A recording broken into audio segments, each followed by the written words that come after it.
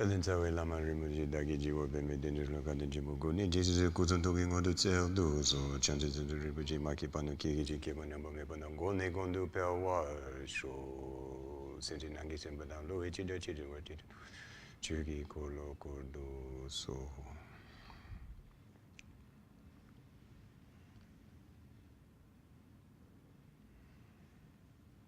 I got to come clean with you.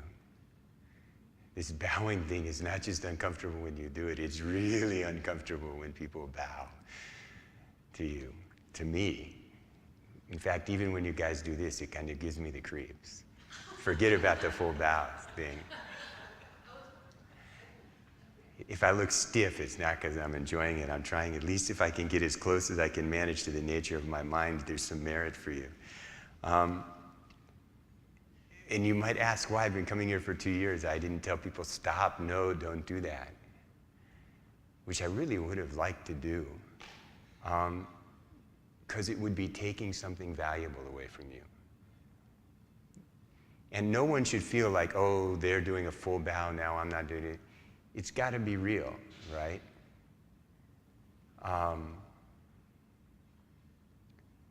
The Tibetan, that's in their culture how they do it. But sometimes I see people, even they just go like this, and there's so much respect. And the respect is for you, it's not for me, or whoever's sitting in this seat. That's what I was telling you. It took me I'm a little bit thick, so it took me about 11 years to figure that out. And one day I made a prostration, it was like, wow. When we can really let go and surrender that pride. We're not surrendering to a person, we're surrendering to the 3 jewels. We invite our basic sanity. And we invite the 3 jewels to be present in front of us. That's where the tradition of bowing is from.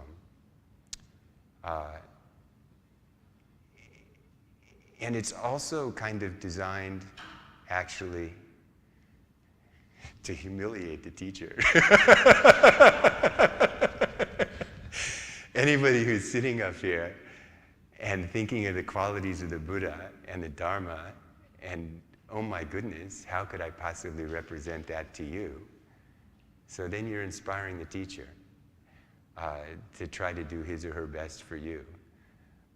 So that's how it works. It's a system. It's a practice we do.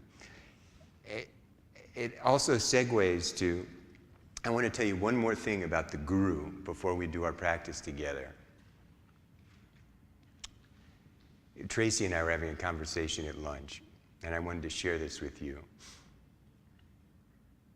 You know, one reason it's easier in the Asian cultures, the Indians and the Tibetans do it really well, and it's hard for us. It's not just that they've had it longer. In some of these traditional Asian cultures, they have a different idea of relationship and personal identity. For us, it's about the individual, like it's about me and my integrity and my relationship with that and that person. And whereas in an Asian culture, you know, you don't refer to people by their names. It's very disrespectful. So it's your sister, your older sister, your younger sister, your father. I'm a traditional Chinese doctor, so many people over there call me Amchila, honorable doctor, as opposed to John or one of my Tibetan names. Someone who's very close to me uses my Tibetan name. And so teacher, lama, uncle, even you meet somebody, the polite way to relate to them in public, even an acquaintance or friend, older brother, uncle, sister. It's the opposite here. It's really important to recognize someone's name, that they're really there, that individual is there. So all of our sense of morality and propriety, and particularly in how we relate to other people and what's proper, is connected to how it affects me and how I affect them. And in these traditional Asian cultures, it's more about the relationship, the integrity of the relationship is more important. People feel much more that they did it right or wrong based on whether they upheld the integrity of the relationship. as opposed to what they got or received or their personal experience of it. And that's part of their culture. I'm not saying we should be like that. We are who we are. But what I'm saying is, that's one reason it's easier to understand this guru relationship. If you understand it in like a personal relationship with a person, it doesn't work. The outer guru is a person, but the outer guru is the guru. And they're being the guru for you, to give you the opportunity to work with the guru and to have the guru and to connect with the lineage present in your human experience. The way Khyentse Rinpoche put it in his new book, he said, you shouldn't take a Vajrayana initiation unless you're prepared to relate to the guru as your own psychological projection. That's a kind of a modern way of thinking about it. It is a person. We're all people. But you need to create a sacred world, and the guru is the primary person helping you create that sacred world, and your Vajra brothers and sisters, and the dog walking down the street and the guy who cuts you off in traffic. But the guru is at the center of all of that, to create this sacred world. So I think it's very helpful to step back. In one way, it's a very personal relationship, but people make the mistake. It's not personal.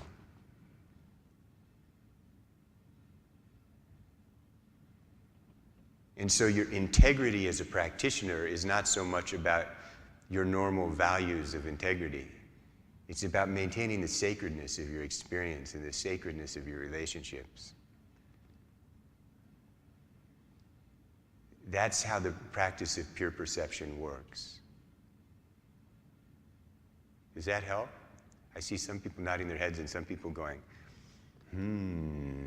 which is good, which is good. So, enough general. I mean, this is a very profound subject.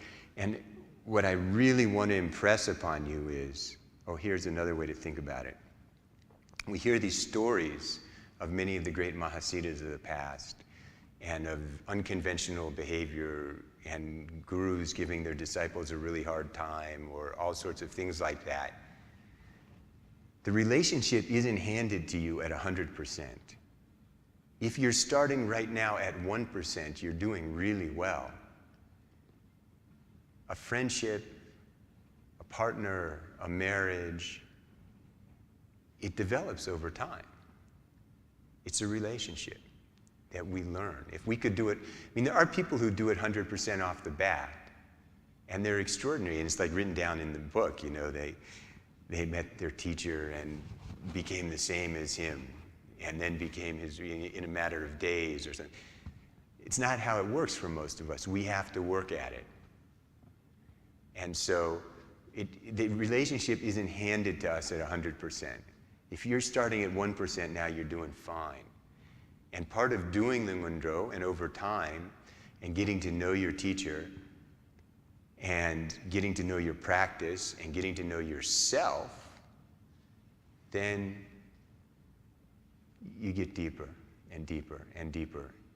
And the more you taste the inner guru, the easier it is to work with the outer guru. Eventually the whole universe becomes the guru.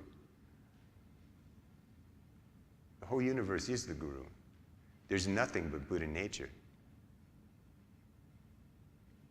But that's a little hard now. We could talk like that and feel, really milk and honey, but then when someone cuts us off in traffic,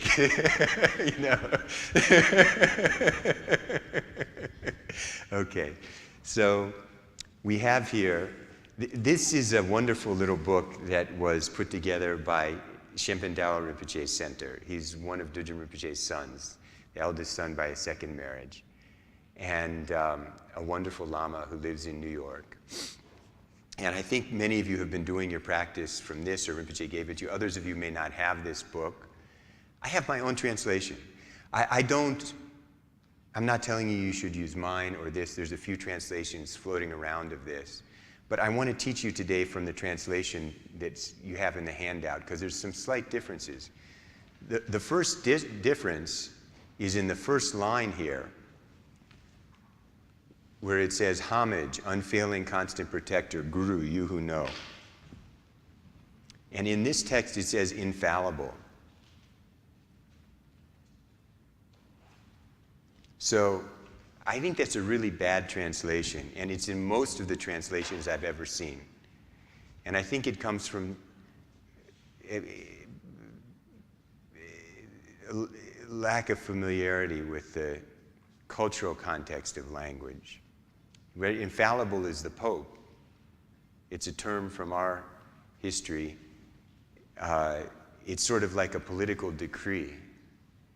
And that's not what being said. Lu me in Tibetan. Lu me means undeceiving. Literally, it means undeceiving. And when the Tibetans say lu me, like undeceiving, they mean it'll never let you down. So what's being said here is that the Guru will never let you down. That's different from infallible. It's very different. I think it's important to understand the difference. If we have a really theistic approach to the Guru, then when we confront a non-theistic reality, something's going to crack, and maybe our devotion will crack. Our devotion needs to be sophisticated. It needs to be based on understanding there's an outer Guru, there's an inner Guru, there's a secret Guru. And that's why the Guru can never let you down, because the Guru is the expression of your Buddha nature.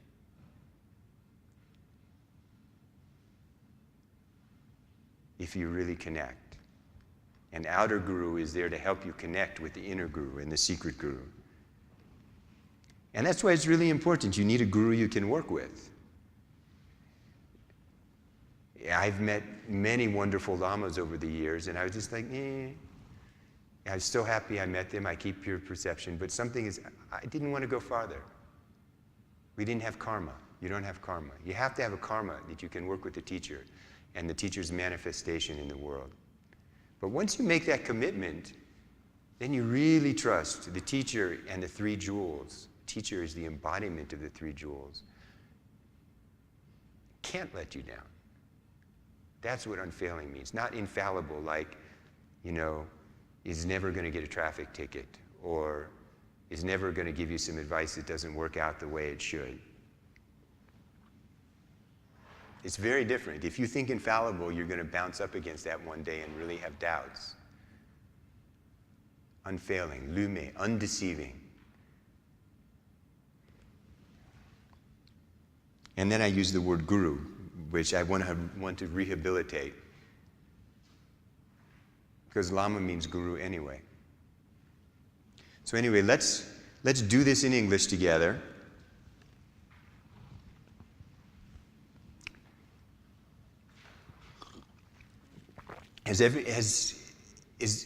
Who's done this before?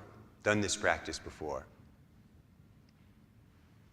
Okay, so about half, and we got a few people who've never done this before. Okay. We'll just read through this in English. You read with me. Some sections go 3 times, and I'll do very short recitations on the mantras, just so you get the feel of it. And then I'll quickly go through some of the visualizations and things. And then later we'll do it in Tibetan together. Homage, unfailing constant protector, Guru, you who know. These leisures and endowments are extremely difficult to obtain.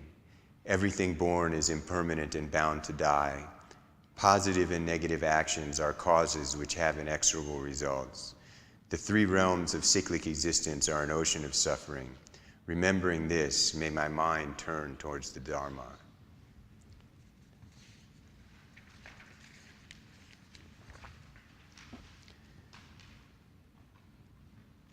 And I'll do this as if we're sitting, one step at a time, I'll explain the prostrations later. From now until attaining the essence of awakening, I go for refuge in the Guru and the 3 jewels. From now until attaining the essence of awakening, I go for refuge in the Guru and the 3 jewels. From now until attaining the essence of awakening, I go for refuge in the Guru and the 3 jewels. From now until cyclic existence is emptied, I will accomplish the benefit and happiness of all mother sentient beings. From now until cyclic existence is emptied, I will accomplish the benefit and happiness of all mother sentient beings. From now until cyclic existence is emptied, I will accomplish the benefit and happiness of all mother sentient beings.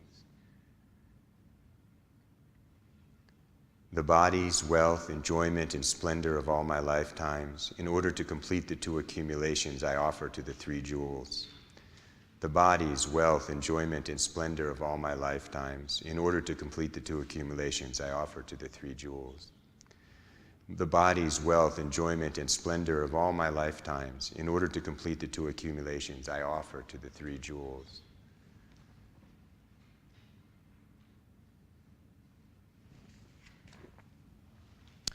Above one's head is Vajrasattva, inseparable from the Guru. From his body, a continuous stream of elixir descends, purifying obscurations.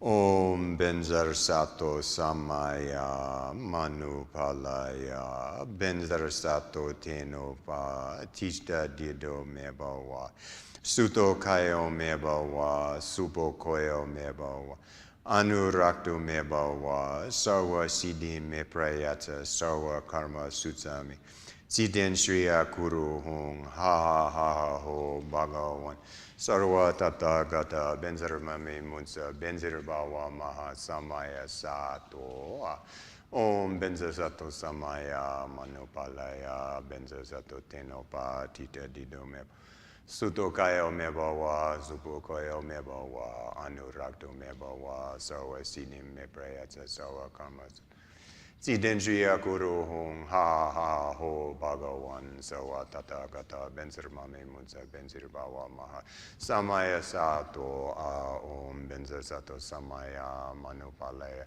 Benzir Sato Tenopa Tita Dido Mebawa Suto Kayo Mebawa Supo Koyo Mebawa Anurakto Mebawa Sawa Siddhi Me Prayata Sawa Karma Sutsa Me Sidendriya Guru Hung Ha ha ha ho Bhagawan Sawa Tata Kata Benzir Mame Munsa Benzir Bawa Maha Samaya Sato Om Benzir Sato Om Benzir Sato Om Benzir Sato Om Benzir Sato Om Benzir Sato Om Benzir Sato Om Benzir Sato Om Benzir Sato Om Benzir Sato Om Benzir Sato Om Benzir Sato Om Benzir Sato Om Benzir Sato Om Benzir Sato Om Benzir Sato Om Benzir Sato Om Benzir Sato Om Benzir Sato. Everything dissolves into light and mixes with one's own appearance, becoming one taste.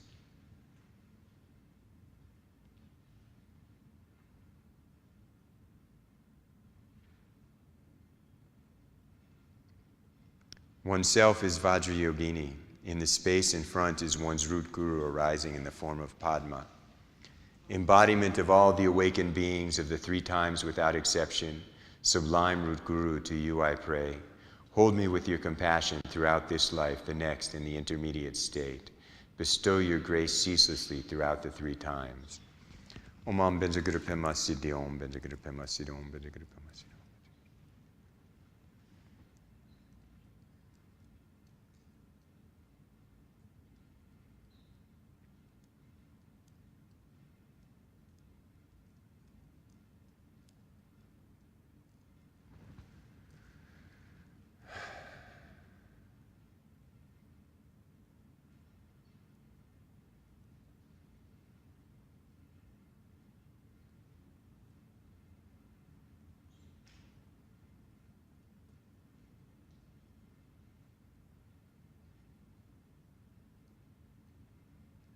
Om Benzaguru Pema Siddhi Om Benzaguru Pema Siddhi Om Benzaguru Pema Siddhi Om Benzaguru Pema Siddhi Om Benzaguru Pema Siddhi Om Benzaguru Pema Siddhi Om Benzaguru Pema Siddhi Om Benzaguru Pema Siddhi Benzaguru Pema Siddhi Om Benzaguru Pema Siddhi Om Benzaguru Pema Siddhi Om Benzaguru Pema Siddhi Om Benzaguru Pema Siddhi Om Benzaguru Pema Siddhi Om Benzaguru Pema Siddhi Om Benzaguru Pema Siddhi Om Benzaguru Pema Siddhi Om Benzaguru Pema Siddhi Om Benzaguru Pema Siddhi Om Benzaguru Pema Siddhi Om Benzaguru Pema Siddhi Om Benzaguru Pema Om Benzaguru Pema Siddhi Om Benzaguru Pema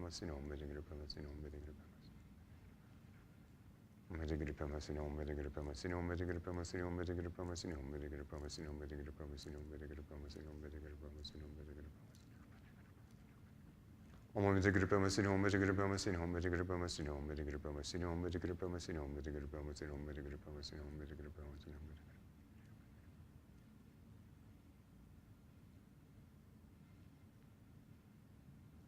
Om Benzaguru Pema Siddhi I obtain the complete empowerment and blessings of body, speech, and mind. Benzer Guru Kaya Waka Cita Siddhi Hum.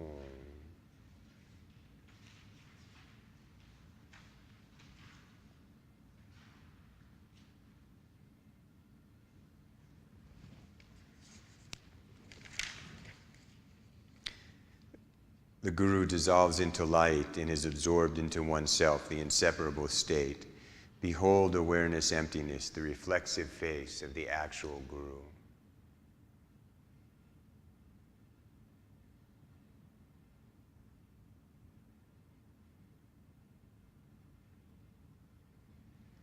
Protector, boundless light, to you I pray. Grant your blessings that I become skilled in the profound path of the transference. My body, wealth, enjoyment, and the roots of virtue together, I offer without regret to my mother's migratory beings. May I accomplish vast training and benefit for all beings without obstacle or hindrance. My body, wealth, enjoyment, and roots of virtue together, I offer without regret to my mother's migratory beings. May I accomplish vast training and benefit for all beings without obstacle or hindrance. My body, wealth, enjoyment, and roots of virtue together, I offer without regret to my mother's migratory beings. May I accomplish vast training and benefit for all beings without obstacle or hindrance.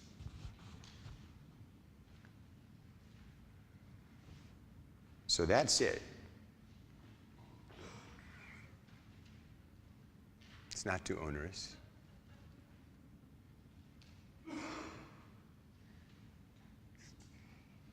The entire teachings of the Buddha, the 84,000 teachings, the entire Vajrayana path is right there. But we have to open it up for ourselves. Let's go back to the beginning. I'm going to move fairly quickly now so that I cover the whole thing for all of you, and I want people to raise their hand and stop me if I'm a little bit, if something doesn't make sense to you. So this is the concise liturgy for the preliminaries from the New Treasures of Tujum. There's a longer version, considerably longer, but which is described in this book. And as I said, we can use all the same visualizations for this one. This is really a gift from Dudjom Rinpoche that we can get all of this into this. Homage, unfailing constant protector, Guru, you who know, and we've spoken about that. So at the beginning of this first section, you visualize the Guru, the Lama. You visualize the Guru or the Lama in whatever form really inspires you. Generally speaking, you should visualize Guru Padmasambhava. If we visualize the outer Guru in his ordinary form, we're probably going to bring some of our ordinary trips about our ordinary perception there. It is taught that if you have a really pure relationship with the outer Guru, where you experience the outer Guru as inseparable from the secret Guru, you can just visualize the outer Guru in his ordinary form up there, and that is okay. But it's very different. Some people, you know, we have a devotional relationship. It's a different relationship than we're used to in our culture. Devotion in Tibetan, mu gu. Mupa means yearning, and gupa means respect. And so if we relate to the outer Guru in a very personal way, instead of seeing the outer Guru as a manifestation of the Guru, then it's better to visualize Padmasambhava. Guru Padmasambhava. And you can visualize, in this book there's some pictures. I think on page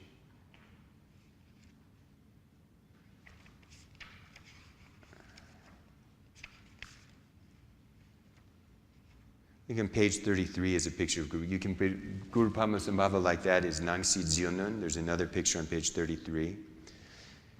or any form of Guru Padmasambhava that inspires you, and you think that Guru Padmasambhava embodies all of your teachers, all of the three jewels, all of the Buddhas and Bodhisattvas, and is in the sky in front, in a wisdom light body, not a solid flesh body, in the sky in front, bearing witness, smiling lovingly down upon you. And then you recite, homage, unfailing constant protector, Guru, you who know. So you're visualizing as Guru Padmasambhava. That's the inner Guru. You're projecting the inner Guru. Later you'll experience all the phenomena as the inner Guru. These leisures and endowments are extremely difficult to obtain. So these are the four reflections, the outer Ngondros. And really, I should spend a couple days on each. But you're studying Words of My Perfect Teacher, which is excellent, and you've got this book.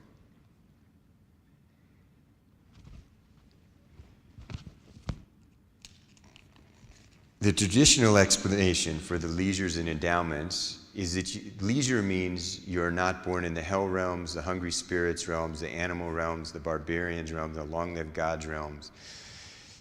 Not born into a family or a culture where you have wrong views, and not into a place where a Buddha is absent, and you're not, dumb is an unfortunate translation, mentally and physically impaired to the point where you can't practice Dharma. So you have the opportunity to do it. And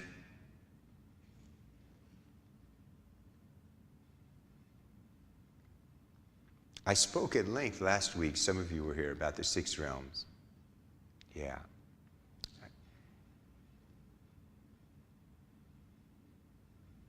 It's almost too much to get into today. Page 59. This table of contents is great.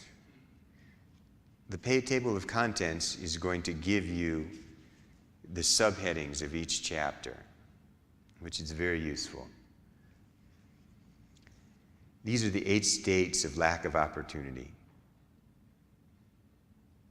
There's infinite dimensions of experience that we can be born into. This paradigm of 6 realms, it's a model that the Buddha used.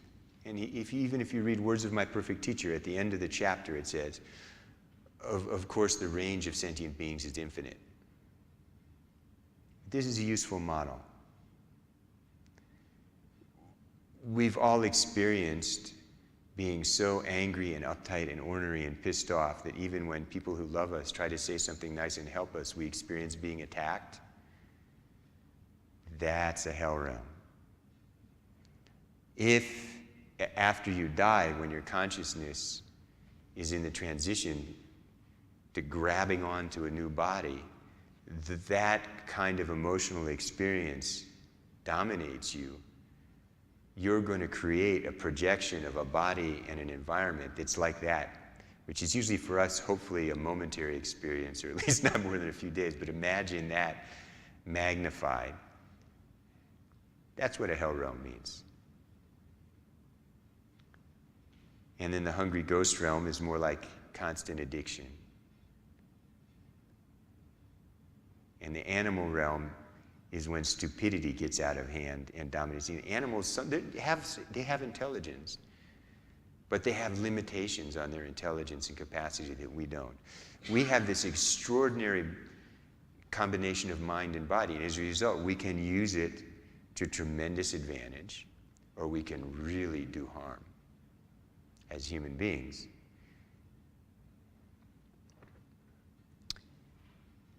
Barbarians basically means, in traditional Buddhist thought, people who don't have Dharma. We're really living in the land of the barbarians.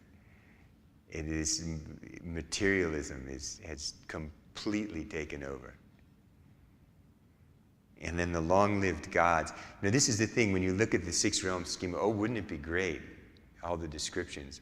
But even these blissful states, which are like a projection of the stability and bliss that's naturally present in our mind, it comes to an end. When the karma wears out, it comes to an end. You fall down. You're caught in this cycle of samsara that's completely messed up. Wrong views. You know, if you were born in a place like Syria, your choice of options for being educated is pretty limited.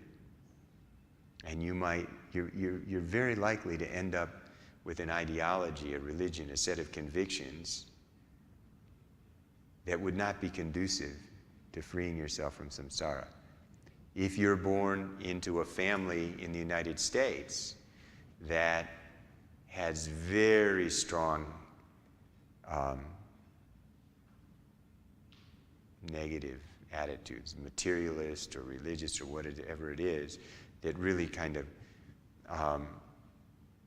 condition you, you're not going to have the opportunity to meet the Buddha's teaching and to get something from it. And if you were born in a place where there's no Buddha, I mean, the Buddha came. That's a great good fortune. So we have all of these factors which afford us the opportunity to practice Dharma. And we can think of lots of factors. It's really pretty outrageous that all of us are here. It's outrageous that I'm here. I can look back at my childhood and what I was like when I started doing this. But somehow some karma wakes up. We're only here if we have some karmic habituation from our previous lives. You wouldn't connect with the Vajrayana like this, in a lineage like this, in the teachers. But when that wakes up, we have to nurture it. We have to inspire ourselves. And then there's traditional teaching, there's 10 advantages to be born a human in a central land. Central land means a place where there's Dharma, with all of one's faculties complete, without a conflicting lifestyle. In other words, you may be, in the old days in India, you know, your trade was determined by your birth. You'd be born into a butcher's family, for example. Or you could just be born in circumstances where in order to survive, you really had to engage in some very negative behaviors. You had no means of survival.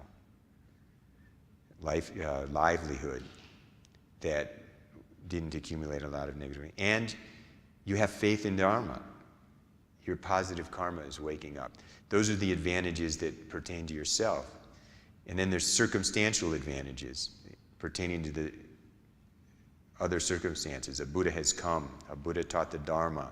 His teachings have endured. There are people continuing to practice and preserve the teachings. And that these people who are preserving the teachings are kind-hearted and altruistic. Now, I really think over and over again, more than 2,500 years ago, give or take, the historical Buddha walked the earth. How many generations of human beings, how hard they worked.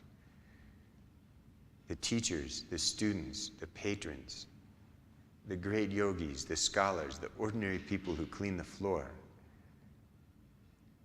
You know, how hard they worked for so long to give this to us. Here, now. And it's such extraordinary endeavor and sacrifice. The Tibetans went to India to bring the tradition back. Many people died. Many people spent their lives, their sweat, their blood, everything, to preserve this tradition intact for thousands of years. Not just the books, not just the rituals, but the lineage of transmission. It's something tremendously inspiring.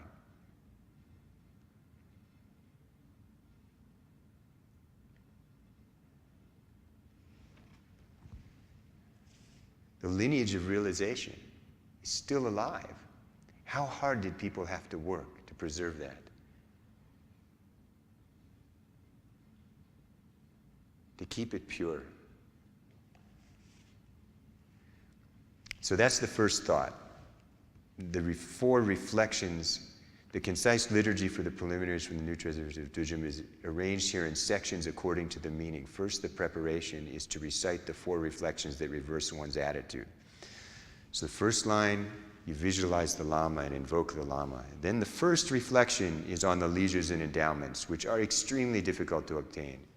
And you just have to turn on the news to remind yourself these days.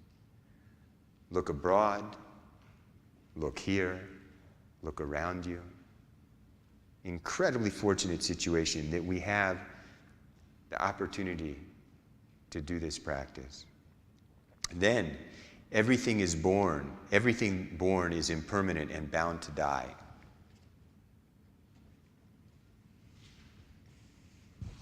The Buddha said that of all the reflections, the most powerful and beneficial subject to reflect upon is impermanence. He said, the sensual pleasures of this life are extraordinary.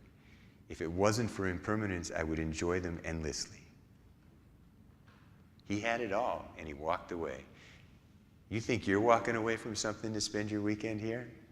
He really had a good deal. He was the prince, and in a time when being the prince really meant being the prince.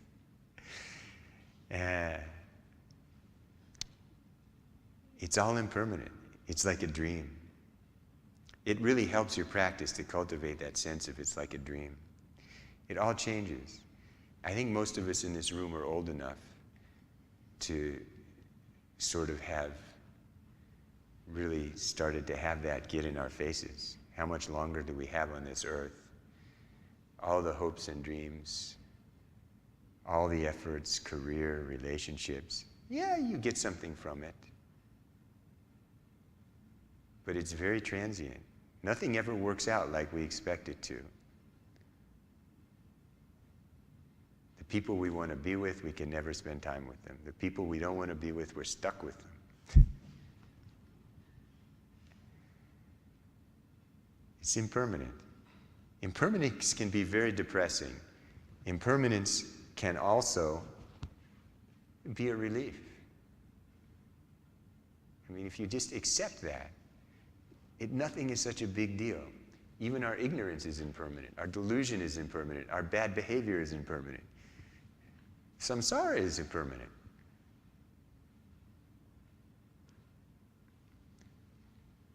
Positive and negative actions are causes which have inexorable results. Karma. And I think this is really important to we have to think about karma and understand karma. Personally, when I meet a Dharma practitioner who understands karma, I intuitively trust them and feel like they're a friend. If I can tell someone understands cause and effect, I'm never worried about that person. Someone who understands cause and effect will never deliberately harm anyone else. A Dharma practitioner who understands cause and effect, even if they're not a perfect person, they'll always try their best. Cause and effect is very sophisticated. Usually in most of the Hindu traditions, it's understood to be kind of inevitable, like fate. And many Westerners treat it like that. Actually, we say le gyu je.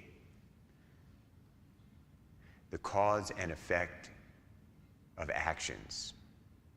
Actions which are causes, both causes and effects. It's a very scientific concept. And it's also a quantum concept. There's uncertainty there. It's not dictated. There's so many possibilities. It's not just handed to us. We have a certain amount of karma that's hard to change, particularly like the form of our bodies and the environment we project for this lifetime. But we have a lot of choice too. We can influence that karma by making good choices. And our karma is the fruit of our actions. So the way we improve what's happening to us is to improve what we do. You engage in positive actions, refrain from negative actions, particularly if you engage in positive actions with the profound motivation that you learn in the Buddha Dharma, with the intention to dedicate that positive habit, energy from your action, at least to getting yourself out of samsara, even better, to get all beings out of samsara, seeing the suffering of all beings, wanting to relieve them of their suffering. Then just giving $1 to a beggar becomes very powerful. Giving a little food to an animal becomes very powerful. Letting somebody cut you off in traffic and wishing them well is a great practice. And if it becomes a habit, you'll never have to worry about your insurance premiums going up. So you can earn merit, purify obscurations, and things get better. And particularly, this is considered to be the Kali Yuga. It's said that the Tibetans have a cute kind of saying. They say the intensity of the times we're living in is such that karma circles around like circling around a finger. What goes around comes around really fast. And so this is a time when there's a lot of degenerate behavior, degenerate views. It's called what the Buddha prophesied as the period of 5 degenerations. But it's also a time with tremendous potential for Vajrayana practice. You can really shake things up for better or worse. You need to understand karma. And karma, it means actions which are both causes and effects. Actions of our body, actions of our speech, actions of our mind. You can break it down. Let's say I'm going to, well, like all of us could think here. If you've taken Buddhist precepts, you might have taken the precept not to kill. Even if you don't formally take it, when you have your refuge vow, you're intending to hold all the precepts and not kill. And oh, that's an easy one. I'll never accumulate the karma of killing. I'm not going to kill someone. I'm not going to kill anything. I won't even swat a mosquito. I mean, that's killing, right? Of course, you drive your car, you're going to swat mosquitoes. But let's think about killing a human being. You think, well, that's easy. I can keep that vow.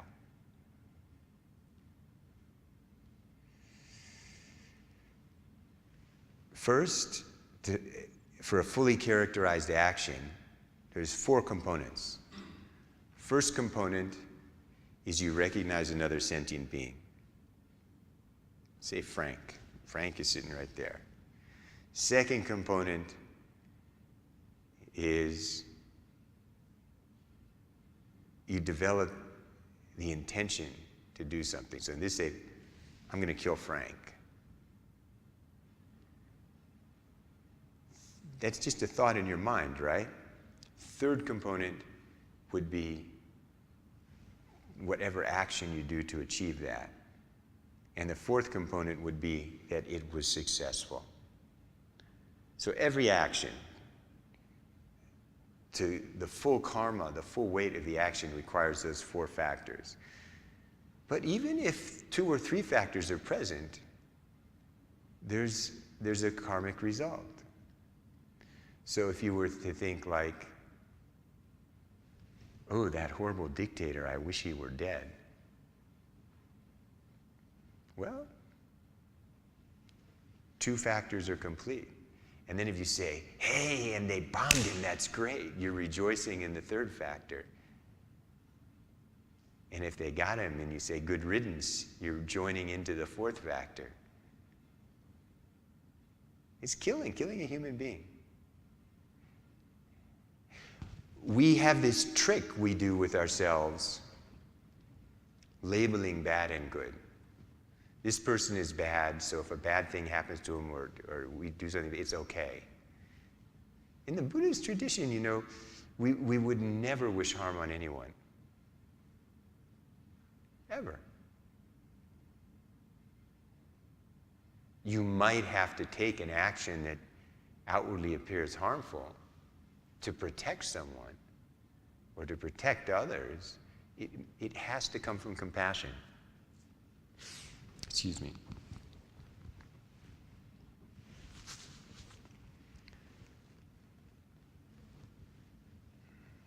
So there's the classic story about when the Buddha was on a ship full of merchants, and he was a bodhisattva, and he had this moment of and he discovered somehow that there was a pirate who had snuck onto the ship who was going to kill all the merchants to take their money. This is one of his previous lives as a bodhisattva. And then in this story, he decides to kill the pirate to protect the merchants. So the important thing about this story, what we understand from, say, the Judeo-Christian tradition in just wars or self-defense, it's okay to protect. In our tradition, it depends on his intention. It's not a question of okay or not okay. It's a question of what karma is accumulating.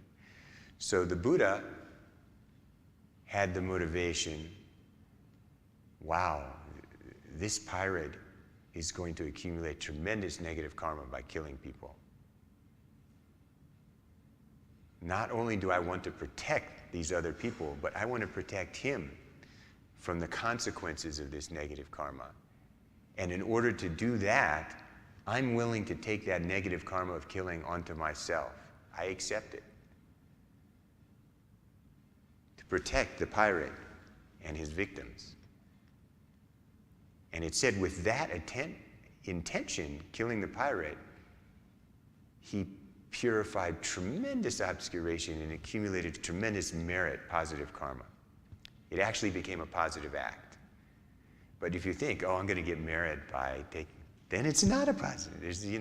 There's a paradox that you really have to honestly take it on yourself. So you have to understand. So it outwardly might look that I'm defending someone and acting violently to defend someone. That in itself doesn't protect me from the karma. If I have aggression, there's a negative karma there. My intention, aggression towards another being. This is very difficult.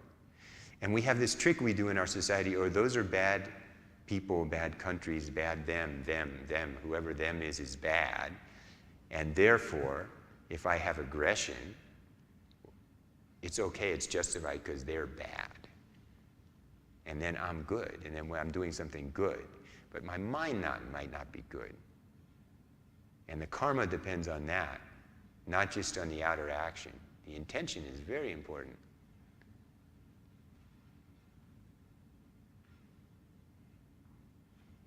So karma is a very profound subject. But we have to move on today. Yes?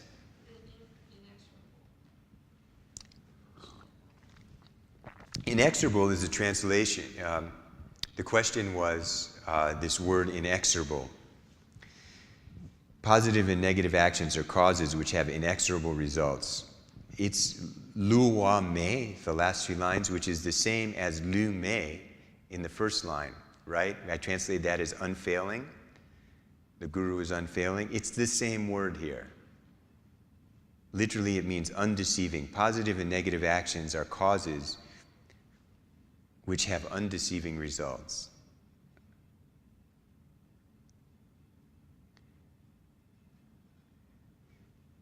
What goes around comes around. You can't cheat karma.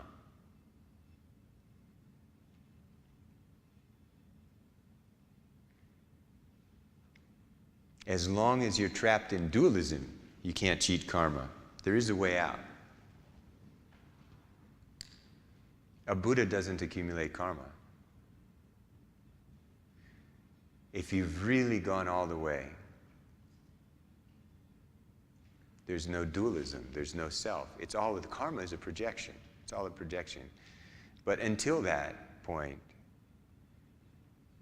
as long as you're trapped in the projection, you're trapped in the results of your projection. And you're stuck in cause and effect. So it's very important to pay attention to karma.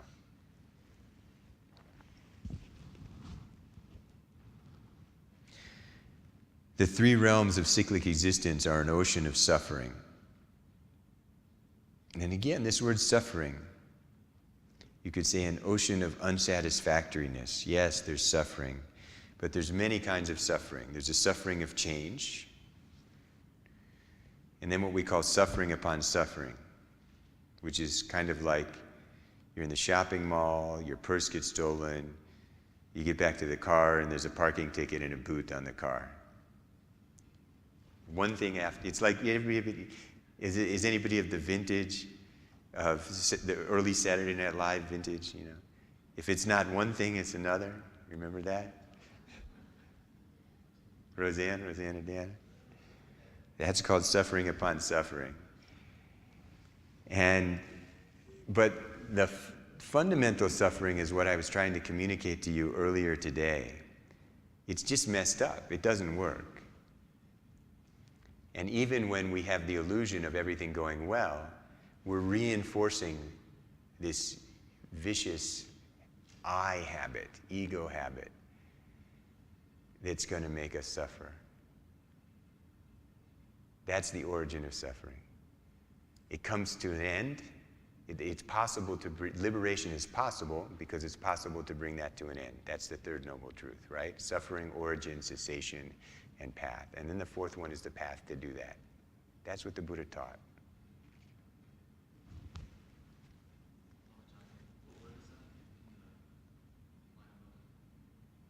Excuse me? Dukngel is Tibetan for suffering. Sanskrit is dukkha. Dukngel in Tibetan. The three realms of cyclic existence are an ocean of suffering. Dukngel.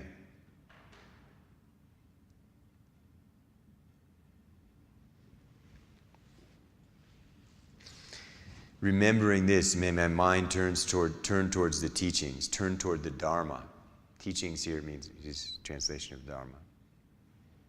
Dharma means teachings. Dharma means truth. Dharma means the way it is. If you really wake up to Buddha nature, everything is a teaching. For the yogi, all of experience is a book.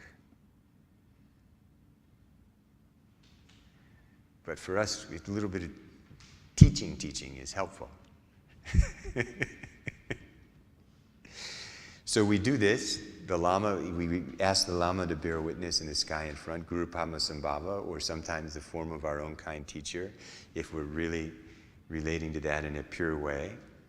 And then Guru Padma Sambhava dissolves into light, dissolves into us. Just let go. So in some ways, the most important part of your Ngondro is all these breaks in between each section. Every section there's a visualization, and at the end of every section there's a break. And that visualization dissolves into light. And that light is warm and thick and blissful and joyous, and it dissolves into you, and you just let be.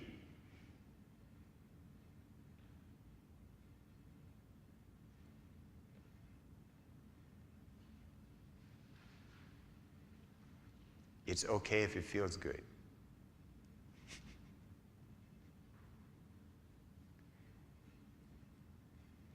And you can let be for a split second, or if your mind is kind of at peace without thoughts, you can stay for a little while. 10, 20, 30 seconds. For most of us, pretty quickly, bam, thoughts are going to start going. So as soon as a thought occurs, you transform that thought into the practice. If you can sit there without thought for a little while, maybe it's probably for most of us, it's only going to be a short instant. If it lasts a little longer, you sit there. And then as soon as the thinking mind starts again, instantly to the next section. Was there a question here? So we're Can we give you the mic? Is there anybody online? There's no one online? Well, but it's okay, we're recording this. Test. So we're visualizing Guru Padmasambhava, but what is the connection from that visualization to these 4 reflections? We're calling on the Lama to bear witness. And we're reminding ourselves. And remember, the Lama is our inspiration. So, homage, unfailing constant protector, Guru, you who know. You who know is this Tibetan phrase. It's like, I translate it literally because it's very hard to know otherwise how to translate it. It means you know my happiness and suffering. You know the whole deal. You know what's going on. It means I know I can trust you. I'm relying on you. You know I'm relying on you. Does that make sense? Yeah, I think it does. Is that like an accountability kind of thing with the bearing witness? Accountability, I don't know, I wouldn't think of it that way. I think it's like, inspiring us, helping us remember the qualities of the Guru, the qualities of the Dharma, the meaning of this. It also means bless me and inspire me. It's not the bless, the inspire isn't written there, right? But the blessing is just standing above, being there, right? Inspire me to really get it that these leisures and endowments are extremely difficult to obtain. You know that I kind of, Guru, I kind of get this, that's why I'm doing this. But help open my mind, really help me get it. Thank you. Jeff?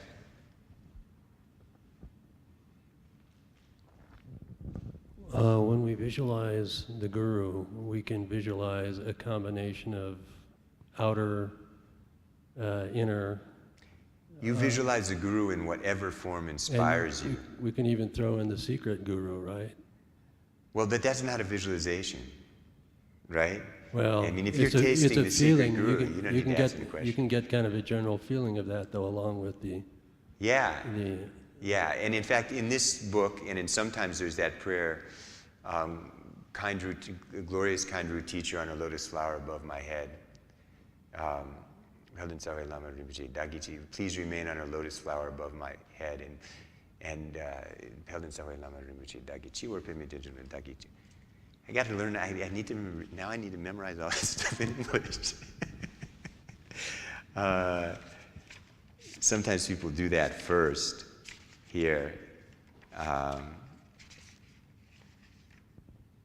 on page 3 of this book, glorious root teacher, precious one, dwelling on the lotus seat on the crown of my head, hold me with your great kindness, bestow the accomplishments of body, speech, and mind, and then the Guru dissolves into you, and you just let go in the nature.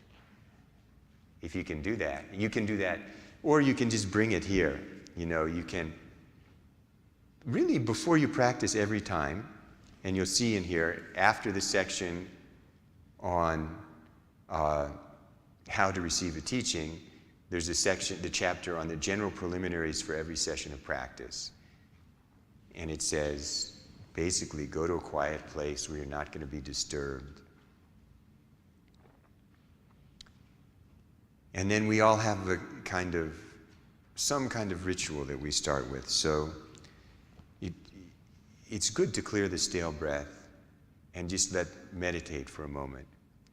If you're meditating on your breath, or if you can get a little taste of the natural state.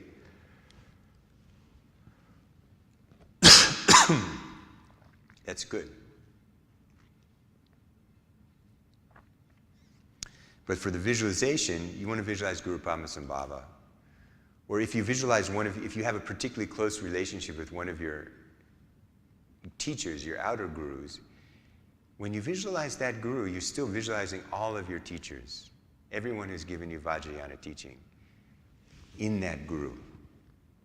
Right? If you visualize Padmasambhava, all of the Buddhas, Bodhisattvas, the enlightened beings, and all of the teachers who have given you Vajrayana teaching are embodied in that guru. That's very important.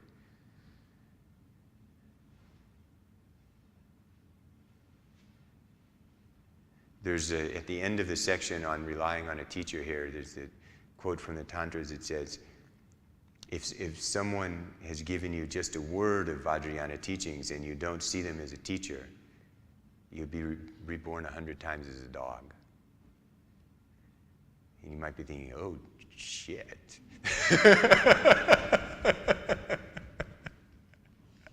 We really have to practice pure perception. So, like, if you think of me sitting here as John or Brendan, it's much easier with Chögyam Rinpoche, isn't it? But still, if you're relating to him as an ordinary person, you're going to project ordinary, right? So my job here for these couple of hours is to represent the Lama to you. Represent the three jewels. We need to perk ourselves up. Lift ourselves up.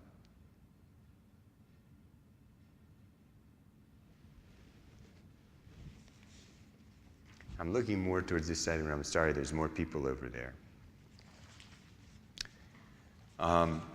So then, after that first section, did that answer your question, Jeff? Yeah. Then we come to the refuge. And there's two ways to do this. At the beginning, if you're just working with this,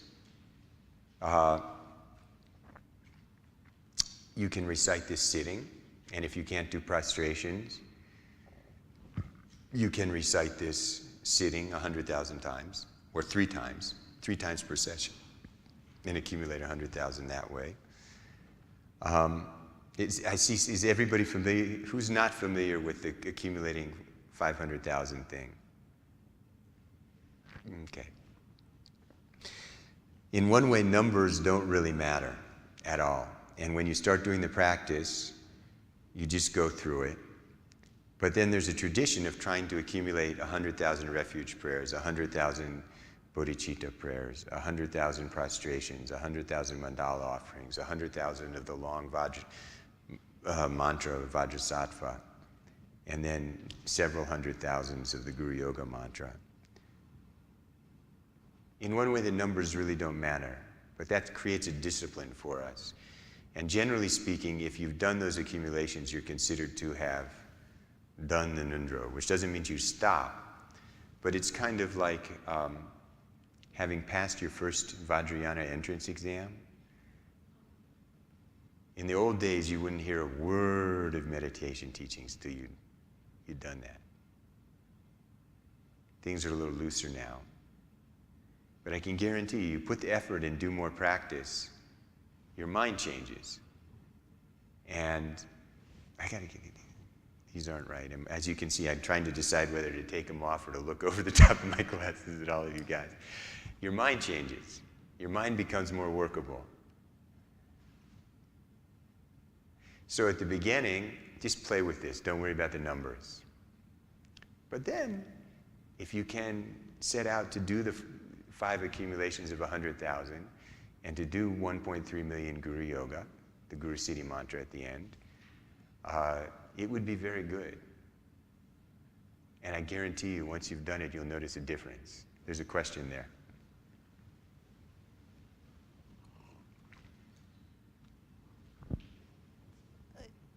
I have heard that as you do your accumulation, that you need to complete your 100,000 refuge, bodhicitta, and prostration before you can begin to count your mandala offering. Is that such? There's a lot of different ways about how you should or should not count, and some of it depends on the teacher, and sometimes the teacher will say different things to different people, which goes back to your question before. You know, some people can't do prostrations, and in general, Yes, that's correct. Particularly the first time you do this.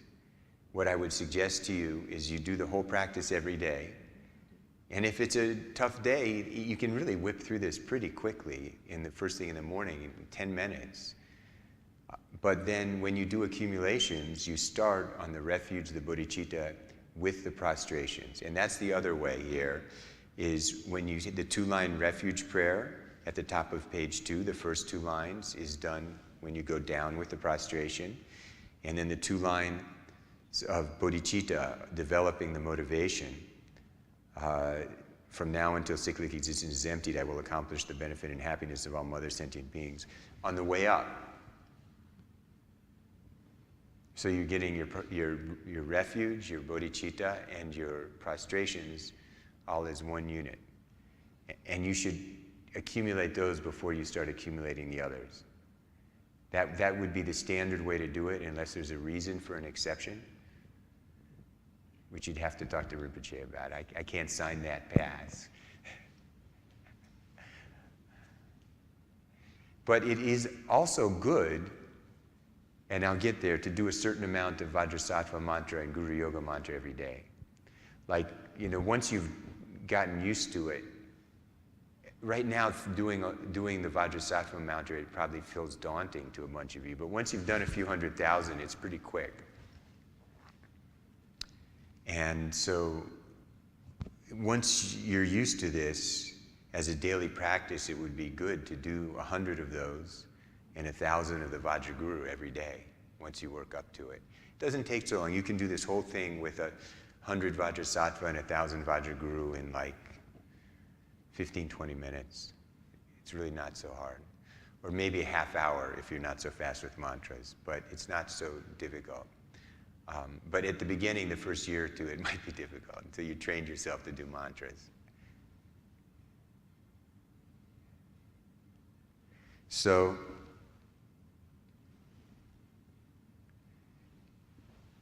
the first section, the visualization, was the Lama in whatever form inspired you, and then that dissolved into you. And then now we're at the top of page 2. So before you start, you have to visualize what's called the refuge tree. And here in Dudjom Rinpoche's commentary, you will find on page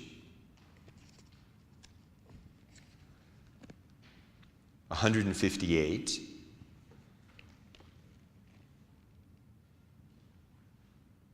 his description of this.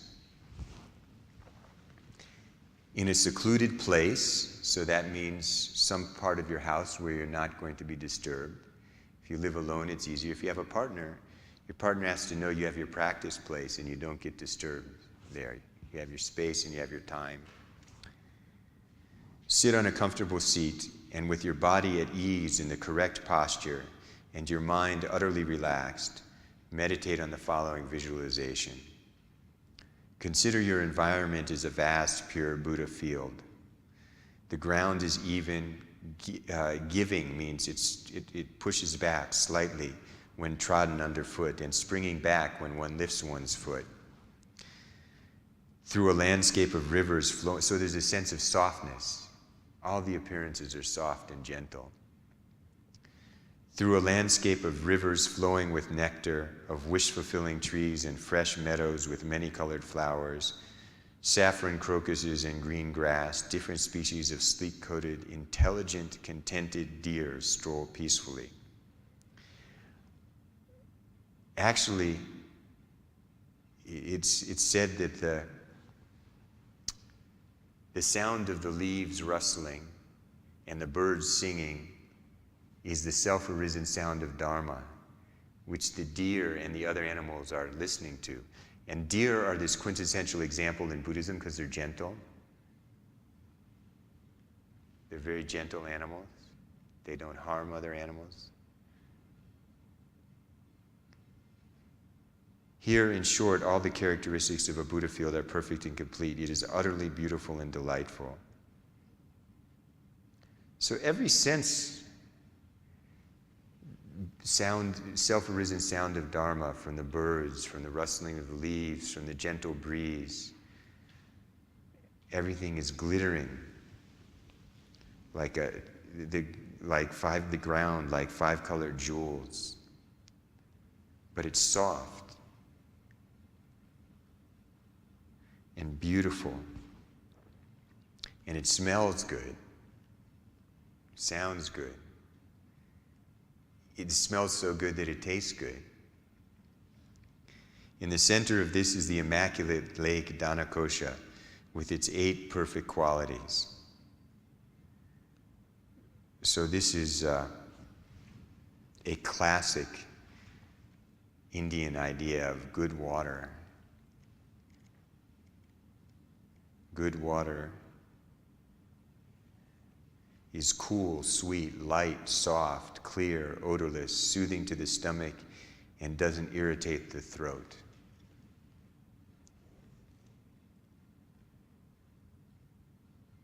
Its waters full of celestial birds emitting their lovely calls. The shores are covered with pebbles of precious stones and gold sand. In the middle of the lake is a single stem of a lotus made of precious substances with 5 branches. So this is the description of this. This tanka is a kind of stylized way of representing the refuge tree. So the branch in the center is where Guru Padmasambhava sits, and then there's 4 branches arching over in the 4 directions like a parasol. So you see like an upside down parasol. In the center is Guru Padmasambhava.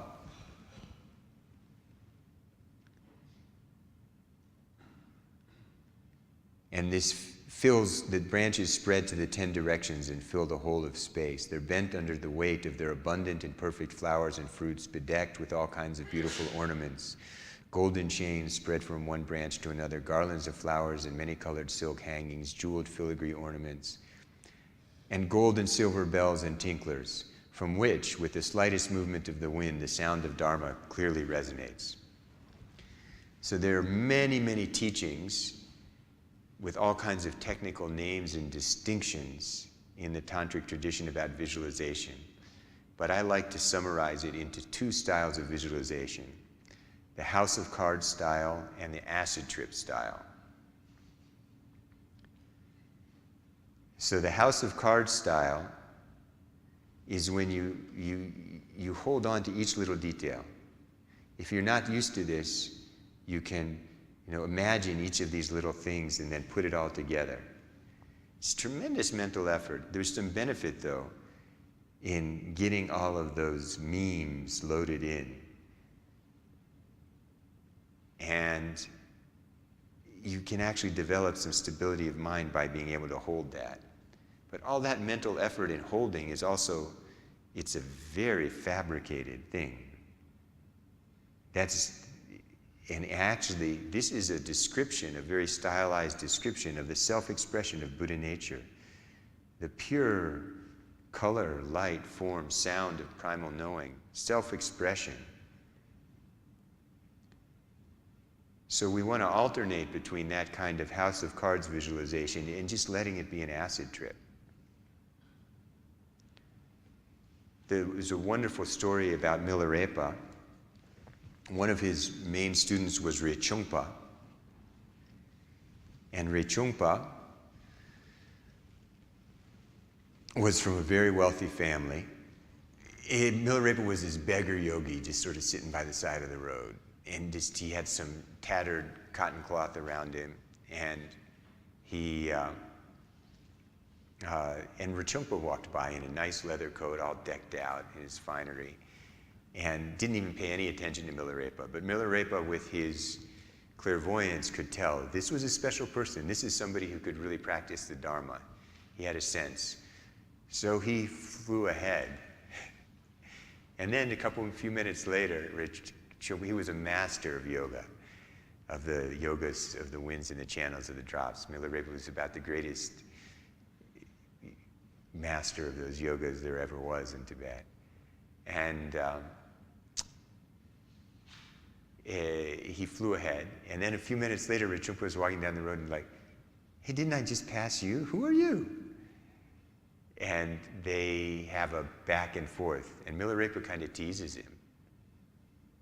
He's provoking him a little bit to tease him. So they're getting back and forth in a little bit of an exchange. And then it starts to rain. And there's an old cow horn by the side of the road. If you ever seen, most cows don't look like cows in America. They have these big pointy horns. The ones here are bred not to have them. So in places where sometimes cattle die and there's this horn laying by there's a space in the horn. It's like this big at the base and pointy at the end. So there's a little space there, about this big. So it started to rain. So Milarepa got inside the cow's horn to get out of the rain. Except the horn didn't get bigger and Milarepa didn't get smaller. And Rinpoche is looking at this, what's going on? And then Milarepa teases him, you got your fancy leather coat to protect you from the rain. I don't need that. So this is a classic example of visualization. A Buddha field, a pure Buddha realm, is way beyond our ordinary concepts of 3 dimensions plus time. 3 spatial dimensions plus time. But we have to start there. But that's what all this is pointing at. You shouldn't think that it's like a little, a little nativity scene or something that or a little kid's dollhouse somewhere where Guru Rinpoche is living off on the copper-colored mountain.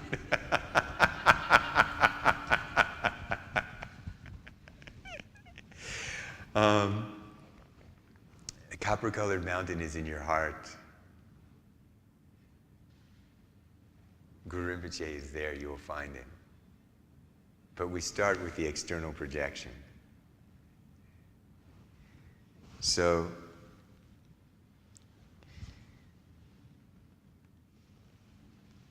if I go into too much detail, I have to get through the whole Ngondro. But you have it here on page 158. In the center is Guru Padmasambhava in the form of Guru Nangsi Zyunden. And then above his head are all the lineage lamas.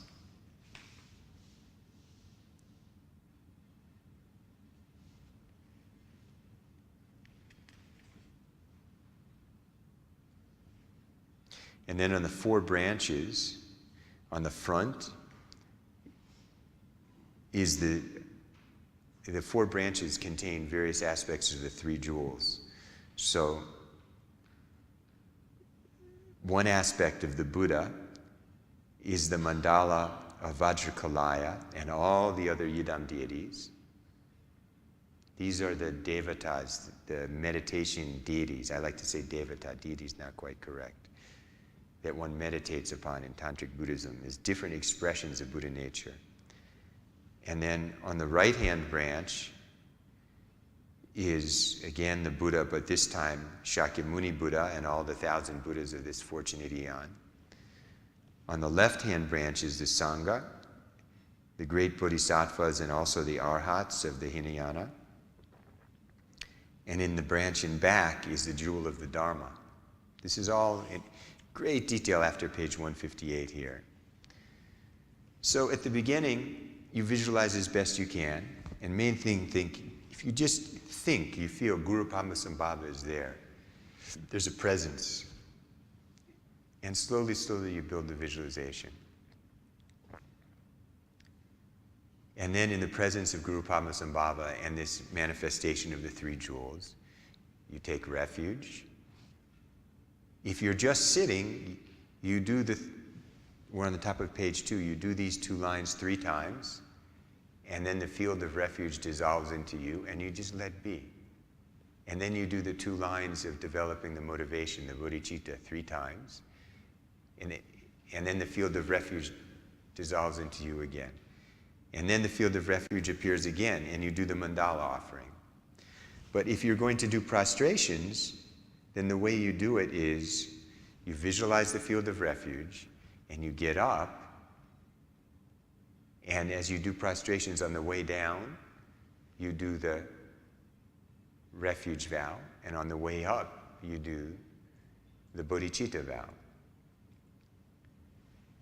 And you can do it in either Tibetan or English, but you shouldn't abandon either language. So if you really like to do it in Tibetan, great. I tell people at least once a week do it in English. And at least every 100 in Tibetan, do one in English. And if you like to do it in English, at least once a week do it in Tibetan.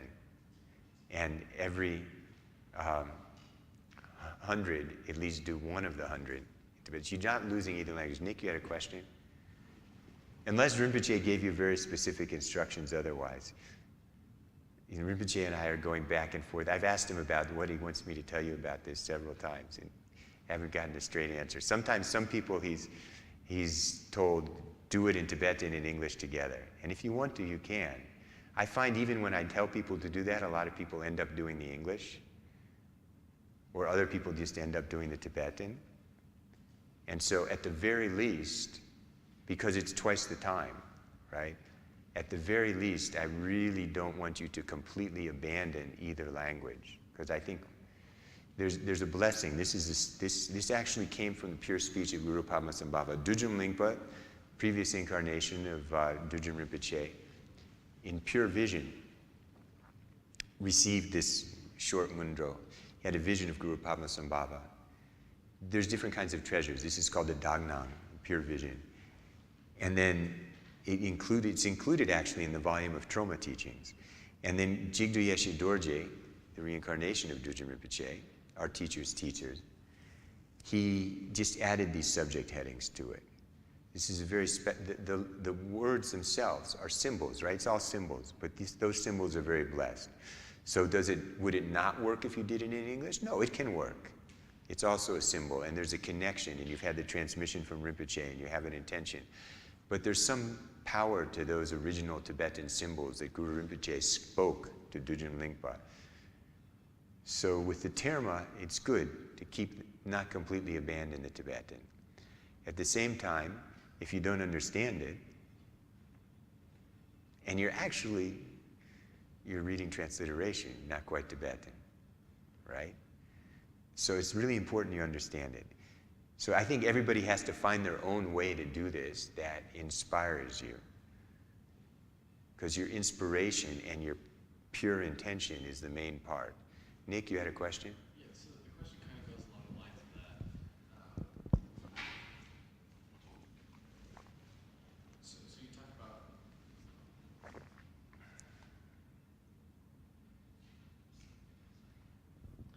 So you talk about doing it in English and Tibetan. And for me, just starting out, like, I don't speak Tibetan, so it doesn't make a whole lot of sense to me, but I understand that there's a certain power in those syllables and things like that. So I'm doing both.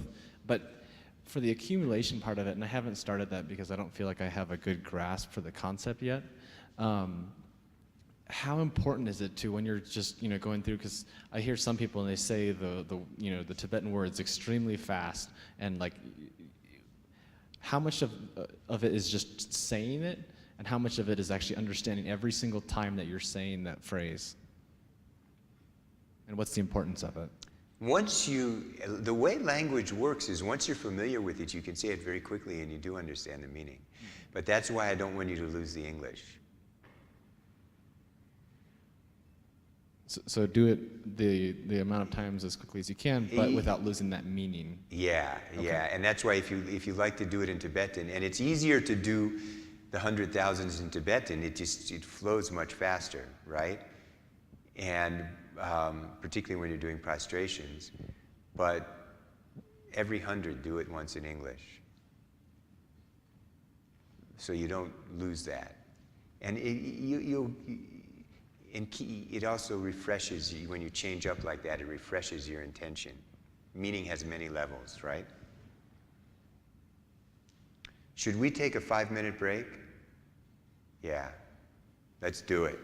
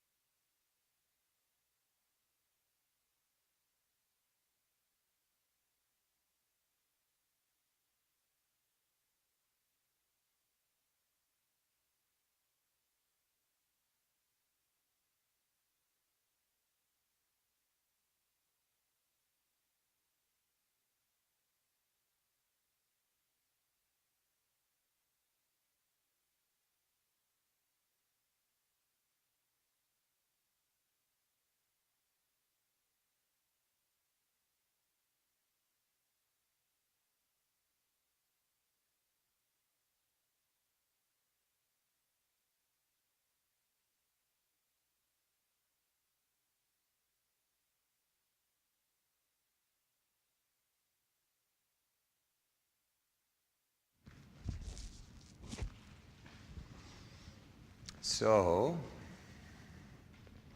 we have less than an hour left. I've been really bad at managing my time.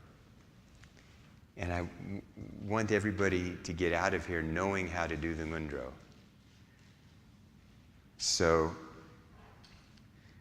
the first stage of visualization, Lama in whatever form inspires you, and you recite the 4 thoughts, that dissolves into you. The second stage, instantly the field of refuge appears. You do your refuge and bodhicitta. If you're doing it with prostrations, it's all one unit. If there's no prostrations, first you do the refuge and then dissolve. And then you do the bodhicitta and dissolve. And then it brings you down to the mandala practice on the bottom of page 2. Again, it's the same field of refuge.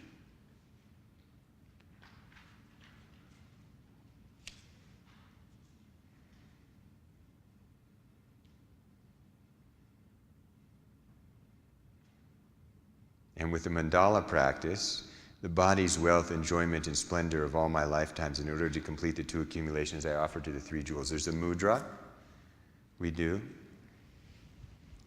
which symbolizes the cosmic mountain, Mount Meru, and the 4 continents. So, this is symbolizing the ancient Indian cosmology from the Upanishads that the Buddha adopted, of a central cosmic mountain surrounded by 4 continents.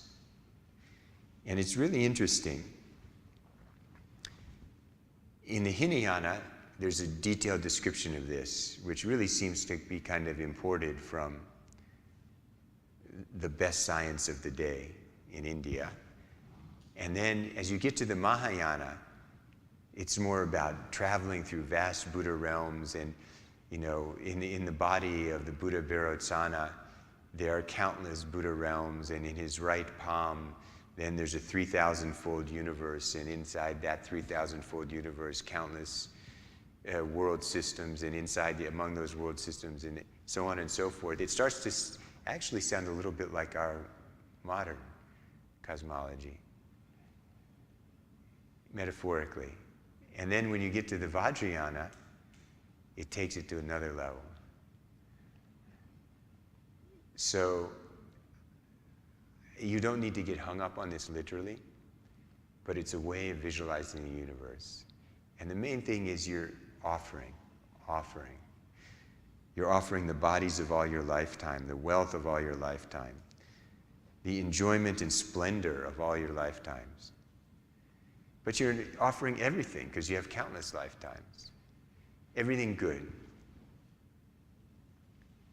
If you really like chocolate cake, offer chocolate cake. Sports cars, offer sports cars. Actually, the Buddhists don't care. They don't need anything. But they're happy.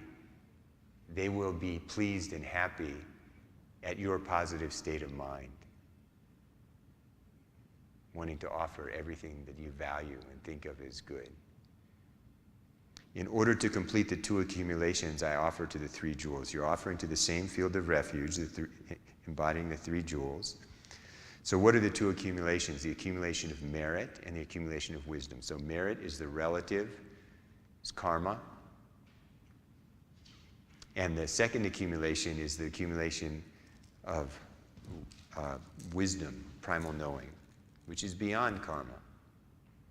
But it's in dependence on the first that you accumulate the second. We need the relative practice, the purification, the positive habituation, merit, to make our minds workable enough to taste the wisdom. So the 2 accumulations are interdependent. And if you want, you can do this mudra, and some of you know it, you can teach others. You can sometimes we take our mala and wrap it around. It's just sort of ornamenting it, helps the visualization. You don't even have to use the mudra. When we do 100 or 1,000 of these, it's an ancient Indian tradition. We have a mandala plate, and we have heaps of rice or precious stones, and we make heaps representing the central mountain and the 4 continents. And there's a 37 heap version and there's a 7 heap version. These ancient rituals. But it's very powerful. It's just like the prostration, the bowing. If you understand, there's an interdependence to using our body, our speech, energy, and our mind in an integrated way with an intention. It becomes a very powerful form of training, of purification, and of understanding the teachings at a much deeper level. You recite something 100,000 times, it kind of goes into you in a very deep way, particularly if you start each session of recitation with some real understanding and intention. So then at the end of the mandala practice, the whole field of refuge dissolves into you. And again, you just let be. And these breaks in the practice are very important.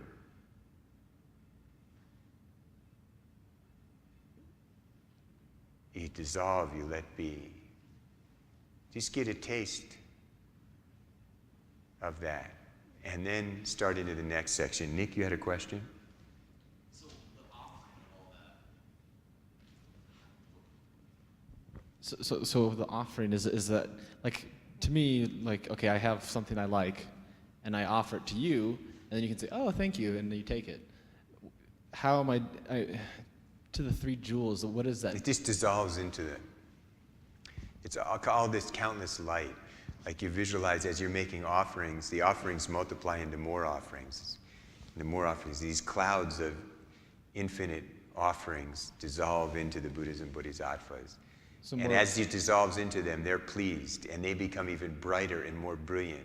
And the radiance of their love and blessing comes down and shines out to you. And then at the very end, before you dissolve it, all that light is coming down, streaming into you, and then they dissolve into light and stream into you. There's a very detailed visualization. I have to go quickly now, but you'll find a detailed visualization in this book.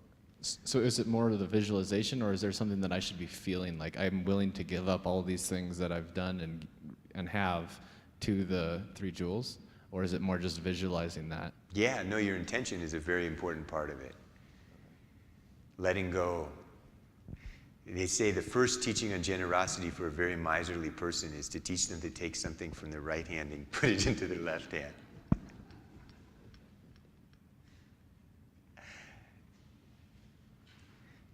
I mean, even if we can't like hand the keys to the car, to our guru, but we can,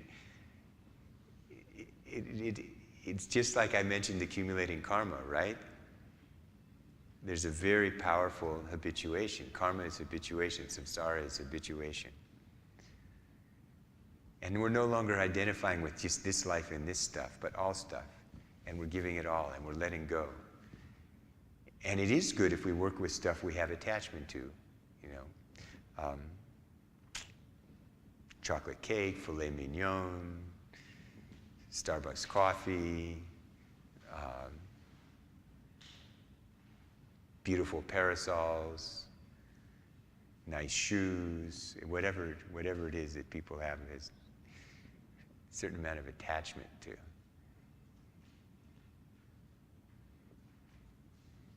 So then instantly above one's head is Vajrasattva, inseparable from the Guru. And in this book you'll find a picture of Vajrasattva, in this one.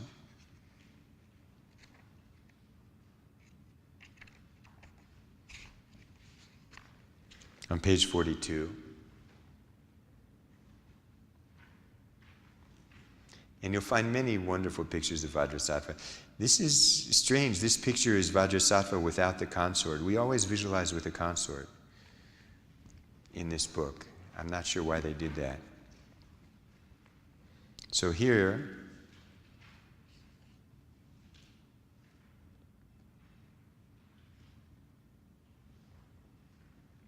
on page 209, you'll find the detailed description. Yeah, in union with the consort, Vajratopa, Dorje Nyema, who's the self-radiance. The consort is the self-radiance. It's not separate.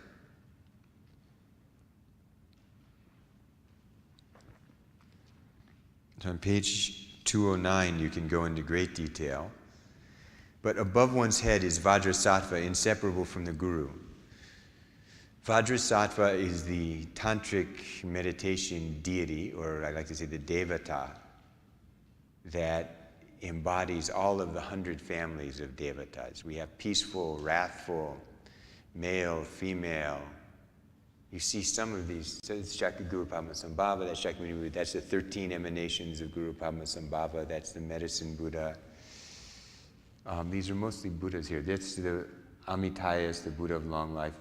Buddha nature manifests in many different forms. So those different 100 families of devatas are all condensed into Vajrasattva. And Vajrasattva embodies the Guru, all the Gurus. And then in Vajrasattva, so there is a detailed way, which you can go over in the book. First you visualize a Hung, and from the Hung light emanates to the Buddhas and Bodhisattvas of the 10 directions and 3 times and dissolves back into the Hung and transforms into Vajrasattva. But you can also, just to start, you just visualize instantly Vajrasattva is there. That's okay. Start like that and then build on it. And then in Vajrasattva's heart is a lotus flower, white lotus flower, and on a moon disk on top of the lotus flower is a white hum, syllable hung in Tibetan, or hum in Sanskrit.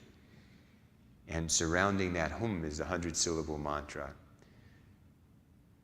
And the 100-syllable mantras, each letter is like written with a hair in mercury, the color of mercury. You know what the old mercury thermometers, silvery white, used to look like? And spinning around in a clockwise direction. You won't be able to visualize that at the beginning. So you just visualize a streak of light. You can just visualize Vajrasattva, brilliant, radiant above your head, and in his heart, and not separate from his consort. And the bliss of their union is just extraordinary. There's like a contact high from just imagining them up there. And then it's about 4 finger widths above your head, 1,000-petal lotus, moon disk, Vajrasattva in union. And then in their heart, in the heart of Vajrasattva, is this tiny little lotus flower with a moon disk and a hum on top and the mantra circling around. And as it circles around, this is the hum, it goes this way, right? When you look down, that's clockwise, which means if you sort of cut this mantra out and pasted it together, it would be facing outwards. So it's actually written A, B, C, D, counterclockwise, and it spins clockwise. Does that make sense? But you can just get to do the streak of light thing for a while till you get the rest of this visualization down. Streak of light's okay. And from that streak of light, nectar, from his body a continuous stream of elixir descends, purifying obscurities. Tibetan is dutsi. Dut is the 4 maras, and particularly the mara of death. And tsi is medicine, so it's the medicine that conquers death, the medicine that conquers the maras. The maras are the various demons of delusion. And that's actually the etymology of the word elixir, if you look in the Oxford English Dictionary. It's the medicine that confers immortality. If you transcend duality, you transcend birth and death. And it descends purifying obscurations. So, as you recite the mantra, then you visualize the mantra spinning in Vajrasattva's heart. And then from that spinning mantra, nectar expands, filling the bodies of Vajrasattva's and his consort in union. And that nectar is like mercury. It's shiny white, shiny silvery white. And it fills them. And then from the point of their union, it descends into the stem of the lotus flower, into the top of your head, washes through your body, fills your body. And you want to feel this kinesthetically. It's warm and feels good and it's joyous and it just fills your body and washes down through your body, and then overflows through the top of your head, overflows through your pores, flowing down. And it washes out all of your karmic impurities, obscurations, negative habits in the form of dust and dirt and like a slurry of charcoal.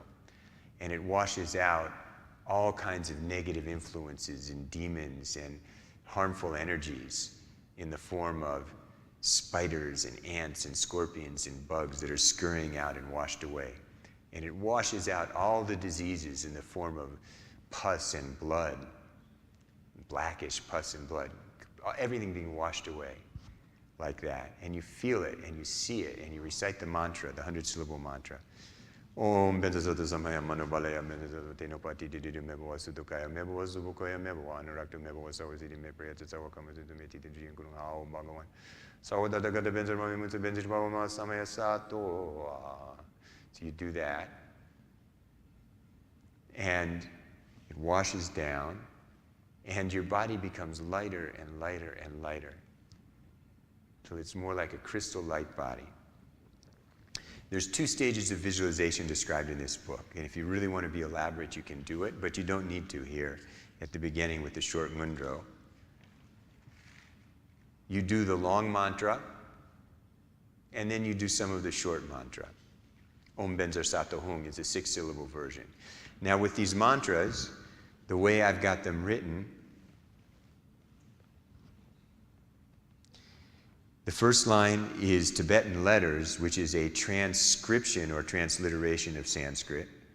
And the second line is a more standard way that Sanskrit is transliterated into Latin script.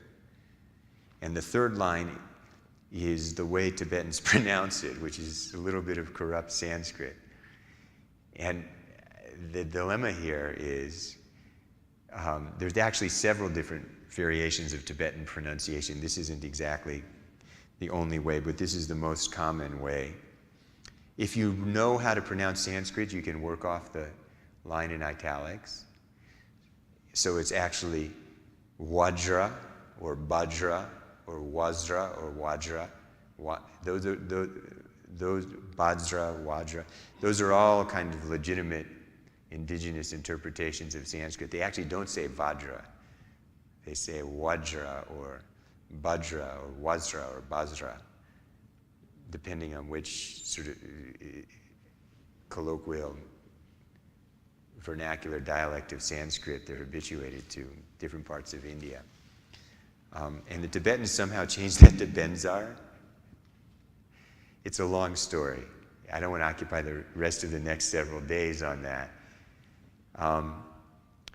Before I learned anything about this, I just listened to my teachers, so you'll hear me and I sound like a Tibetan. But if you do know how to pronounce Sanskrit, it's fine to do a little bit more canonical pronunciation of Sanskrit. The mantras will work either way.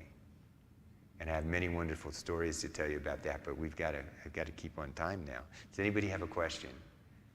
The mantra, why is there no translation for that? You can find a translation. Is it in this book? It's in that book, yeah. And usually mantras are not translated. Oftentimes there's not really a literal meaning. It's sacred sound. It's a self-arisen sound of Buddha nature. But this mantra does have a translation or a meaning, and Dudjom Rinpoche goes into that. And you can think about it that way if you want, or you can just sort of work on the non-conceptual meditation aspect. Both ways, in this case, both ways work. Many mantras don't really have a translation, like, often it's the name. Om Bajra Krodi Kali. Krodi Kali is Troma Nakmo, the wrathful mother. Or Om Bajra Kili Kilaya. Kili Kilaya is Vajrakilaya, right? You're calling the name. But some of the mantras are different. Some of them have a range of, some of them have a more easily interpretable meaning and some of them don't.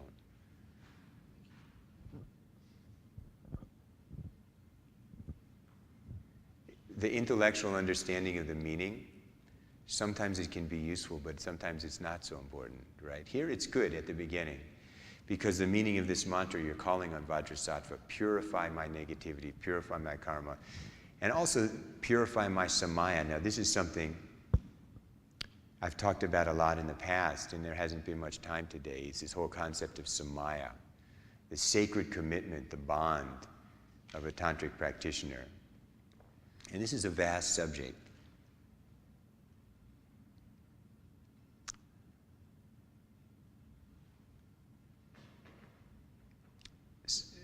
The Tibetans say dham sik, which is literally translated as word of honor. Or sometimes in the Sanskrit means sacred word. But I translate it as sacred commitment. It is both the way we think of vows at the tantric level. Remember I said you have the Hinayana system of vows in the monastic tradition and the Bodhisattva system of precepts. And here at the Vajrayana, those vows are thought of as a sacred commitment. But it's more than that. It's also referring to the energy that makes the whole thing work. It is the transmission. It's often described as, it's like the guru and the disciple are each holding an egg from opposite direction. Either side of the egg. Either one drops it, the thing breaks. But that is how the blessing of the lineage, this energy, wisdom energy of the lineage is transmitted. To wake up our wisdom energy. And so, if you can really practice pure perception, the whole thing is held. That's what it's really about. It becomes very complicated. It gets enumerated into this vow and this commitment, and I'm afraid to get going on that before I finish the rest of this for you today. It'd be great to, I did a teaching about a year ago just on Samaya for a day, which is I think up on the website somewhere. We have a question?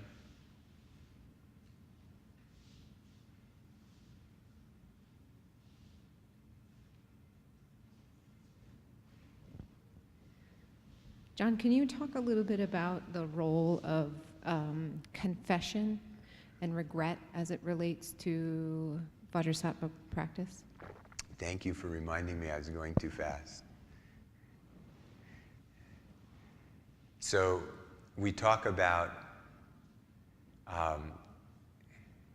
4 powers. And confession in the Buddhist tradition it's not a guilt trip. Like I was a bad boy, I did something wrong. If we start to think deeply, we've been screwing up for countless lifetimes, otherwise we wouldn't be in the mess we're in. And if we really had such pure karma, as soon as we met the teacher, boom, we would have woken up. We have to work hard. Why? We have obscuration, which is a product of negative actions. Gewa, virtue, mi gewa, non-virtue in Tibetan, it has a connotation of what works and what doesn't work. You can use gewa for virtue in a moral sense, but you can also use gewa as in it was effective. What is beneficial is virtue. What is non-virtuous is what is not beneficial. It's the same. So there's not this kind of guilt trip on it. And it's also, we have this profound set of methods for purifying karma, which is something to rejoice in. And then we've got karma from countless lifetimes. We don't even remember how we screwed up to accumulate this karma.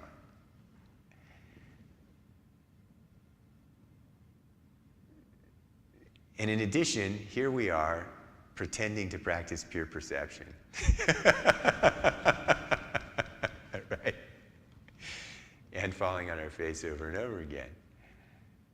So we better have some way of keeping the samaya, the sacred commitment, their connection to the sacred world, pure. And that is the Vajrasattva practice. There are many ways, but Vajrasattva is a quintessential confession practice.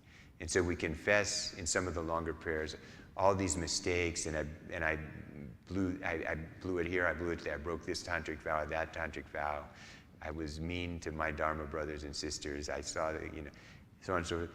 And all the things we know and all the things we don't know. All the things I know I did and all the things I don't even know I did in this life and all my countless lifetimes. And then it's actually a way of making friends with ourselves and accepting who we are. But in order for it to work, 4 powers have to be there. The first is the power of support. Actually, sorry, I'm in the wrong order. The first is regret. The first power is regret. It doesn't work without regret. Buddhism kind of becomes like the mafia don who knocks someone off and then buys a big wrought iron gate for the local church. If you can think, I'll do some Vajrasattva. Easy. Then it doesn't work. So the first thing we need to purify negativity is regret. I did something wrong, and I really regret that. Accept it. And I think if we're honest with ourselves, we have to accept the fact that there's a lot more than we're even willing to admit to ourselves. And it helps loosen us up to accept that. So the first power is regret. Second power is resolve. I'm not going to do it again. It doesn't work without this. I'm not going to do it until I knock off the next guy and I'll buy you another gate. It doesn't work. So you need regret, and we need resolve never to do it. I'm going to try my best never to screw up this way again. I'm going to try my best to be perfect, even knowing that I'm likely to fall on my face. I'm going to try. And then you need a support. So in this case, the support is Vajrasattva, the manifestation of the Buddha in the form of Vajrasattva. But sometimes when we do confession practices, it could be the Buddha. There's confession practices where we visualize the Buddha, or we have an actual support. These statues are called ten in Tibetan, support for Buddha body. And this text is a support for Buddha speech. And a stupa is a symbolic support for Buddha mind. You need some kind of support. And here, the visualization of Vajrasattva, especially if we have a connection with the lineage, so we receive the transmission for the mantra and the practice. So we're invoking the wisdom of energy of Vajrasattva above our head as a support to help us do the purification. And then the fourth power is actions.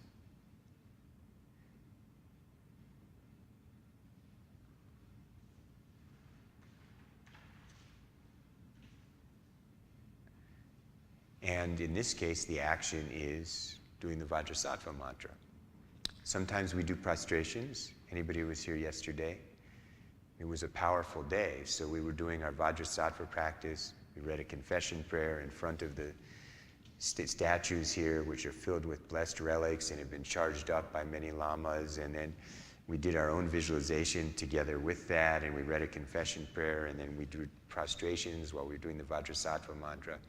So we had big support and big actions on a good day when it's interdependent. But every day you've got your Ngondro, you've got Vajrasattva who embodies all the Buddhas and Bodhisattvas.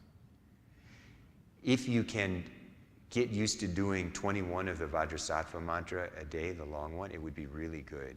Actually, it said if you do 100 a day, you keep all your samayas clean. But at least if you do 21 a day, you don't work up a debt. They don't get stale, so they can't be repaired. It said if you violate the samaya badly and just leave it for too long, it becomes very difficult to repair. So you want to do the little Vajra, as a Vajrayana practitioner, you want to do a little Vajrasattva every day. And as you're starting out, I would suggest do the long mantra 3 times, and then finish your one mala of the short one, Ngondro Sato. And as you get better at the longer one, do more and more longer ones. And by the time you're ready to do your Vajrasattva practice, you won't be so scared of all those accumulations. And the Vajrasattva keeps the energy, the connection clean.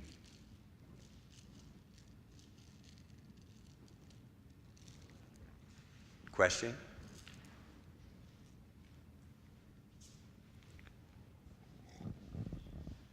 I have actually seen in Sangha situations where this can be used to actually bypass making a personal connection to acknowledge the wrong done. So what is the role of actually a reparation or a, yeah, I get it, I did something wrong? I mean, that seems, and I've seen that bypassed in pretty interesting ways. So I just go home, do some Vajrasattva, and I really regret it and whatever, but it's like it's still standing there in the heart and mind of the other person who is wronged. Yeah, that's a good question. This is not an excuse for being a jerk. You know, this is about purifying your connection with the lineage and purifying your karma. But if it becomes an excuse for not making amends to someone, then that's also kind of fooling yourself, right? I mean, there's different ways to work with this. Part of what we run into in some of these Dharma communities is that Tibetans work with these sorts of interpersonal transgressions in a very different way than Westerners. They don't talk about this stuff. They don't talk about their emotions. They rarely apologize. Their kind of way of apologizing is to offer you a bowl of soup. Often, not always, but it's a very closed culture that way.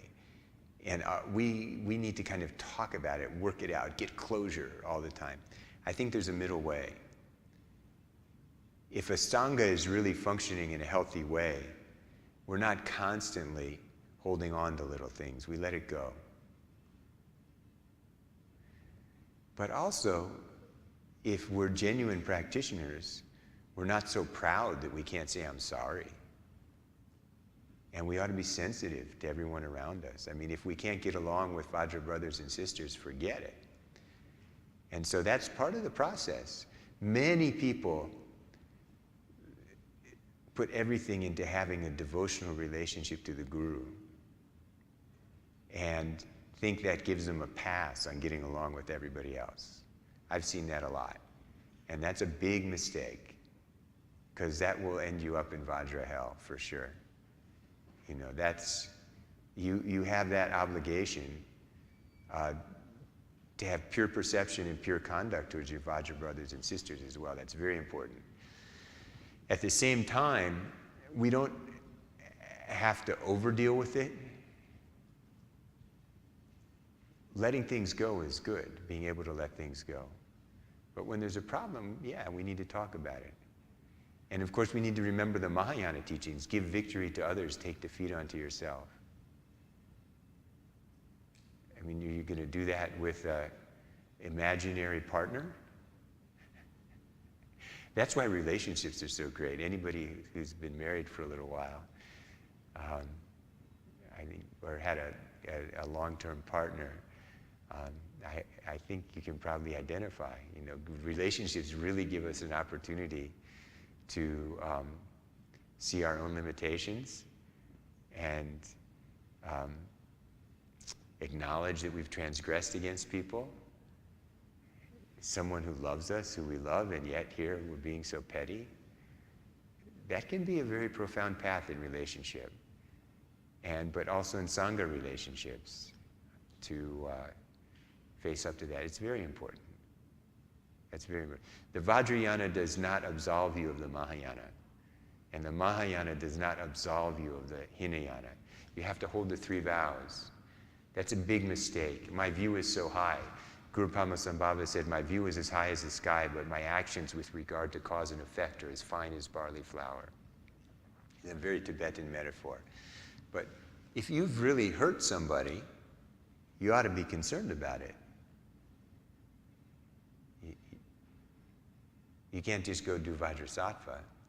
I mean, you should do some Vajrasattva, but that ought to inspire you to let down your ego trip and help somebody. We're running out of time. And so you finish the Vajrasattva, you do the long Vajrasattva mantra and the short Vajrasattva mantra. And by the end of it, your body is almost like just a crystal light body. It's barely there. And then Vajrasattva in union with consort dissolves into this brilliant, billowing, five-colored mass of warm, blissful wisdom light, which just dissolves into you. And you just let be for a while. As you say, everything dissolves into light and mixes with one's own appearance, becoming one taste. And then you just let the whole thing melt.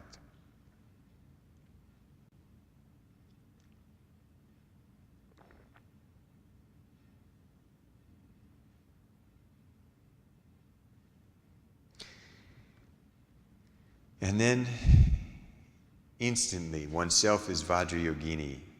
So Vajrayogini, the way I translated the Troma Ngondro, we would say, I am indestructible union. Vajrayogini means indestructible union. It's the feminine form of that. Sanskrit and Tibetan have to have a masculine or a feminine, and we don't do it. But Vajrayogini means, you can say oneself is Vajrayogini, or you could say, I am indestructible union, which is the name of the way, the Devata form that you visualize yourself in for the Guru Yoga. So up to now, you've been in your ordinary form. I'm sorry, I've got near, and I really should stop at 4:30, right? Nah? People okay if I go a little longer? Okay. So much to do. Several days of teaching is packed into one. Up to now, you're in your ordinary form. Now, when you hit the Guru Yoga means union with the Guru. And this is the heart of the practice. This is the heart of Vajrayana practice. And here, we're relating to the inner Guru. Visualizes Guru Padmasambhava in front. And you visualize yourself as Vajrayogini, indestructible union. Red, in the form of a 16-year-old girl, in the advancing posture, with her left leg pulled up, her right leg bent, like so, naked with bone and jewel ornaments, blazing in wisdom light. I'll get to the description in a little bit. Why would we do that? When we use, this is called the creation stage of Vajrayana practice. And the point is to help us let go of our ordinary way of perceiving ourselves and perceiving the world. Up to now, we've sort of worked with, it's a Buddha realm, and the Guru has an outer form and an inner form. But now, we're also letting go of our ordinary ideas about ourselves. And we imagine ourselves. This Tibetan word visualize, actually mikpa means to imagine.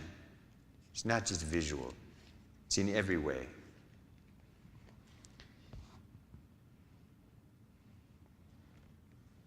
If you go to page 261 in this book, there's a very detailed description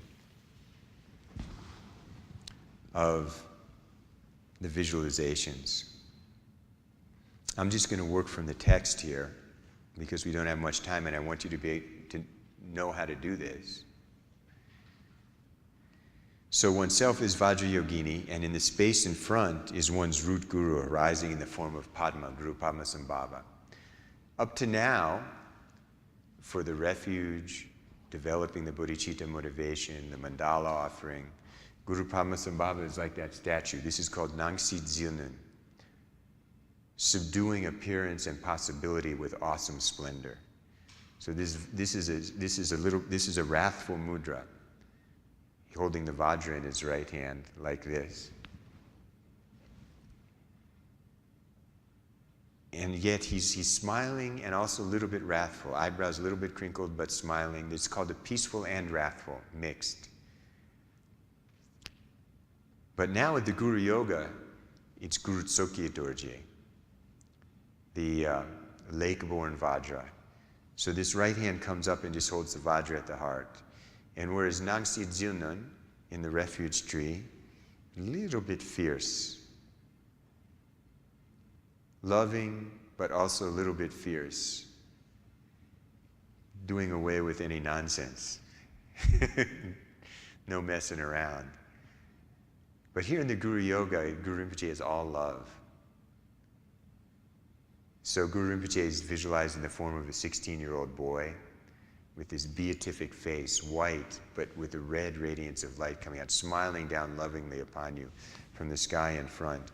And oneself is Vajra Yogini, indestructible union, visualized in the form red, visualized in the form of a 16-year-old girl in the advancing posture, which means her left leg is pulled up. Her hands are like this, her left leg is pulled up, her right leg's a little bent, there's a trident in her armpit. All of these details are in here. When we visualize a wisdom light body, it's not a solid body. There's no inside or outside, there's no hard edges. It's there and yet it doesn't really exist. It's the empty form that's the self-expression of wisdom, primal knowing. So we're training ourselves in seeing things the way they really are, not in this really pigeonholed, uptight delusion we've created for ourselves.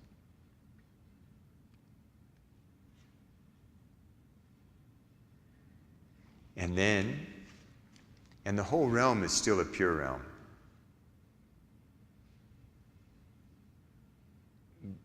But here, it's a little bit more, you don't have to focus on the pure realm so much. It's just this phantasmagorical light and sound all around. The main thing is the Guru in the sky in front and yourself looking up at the Guru. And then there's a 4-line supplication on the top of page 5, embodiment of all the awakened beings of the 3 times without exception. Sublime root Guru, to you I pray, hold me with your compassion throughout this life, the next, and the intermediate state. Bestow your grace ceaselessly throughout the 3 times. You can say this once, or you can say it 3 times. And then we recite the Vajraguru mantra, Om Aum Benza Guru Pema Siddhi Hum, or Om Ahum Vajra Guru Padma Siddhi Hum, Om Ahum Benza Guru Pema Siddhi Hum. Either pronunciation is okay.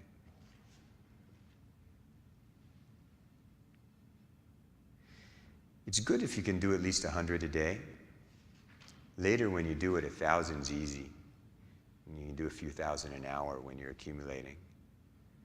But you get used to it to start with. When you say mantras, you want them to be, there are many ways of saying mantras. Sometimes you'll see people reciting mantras and it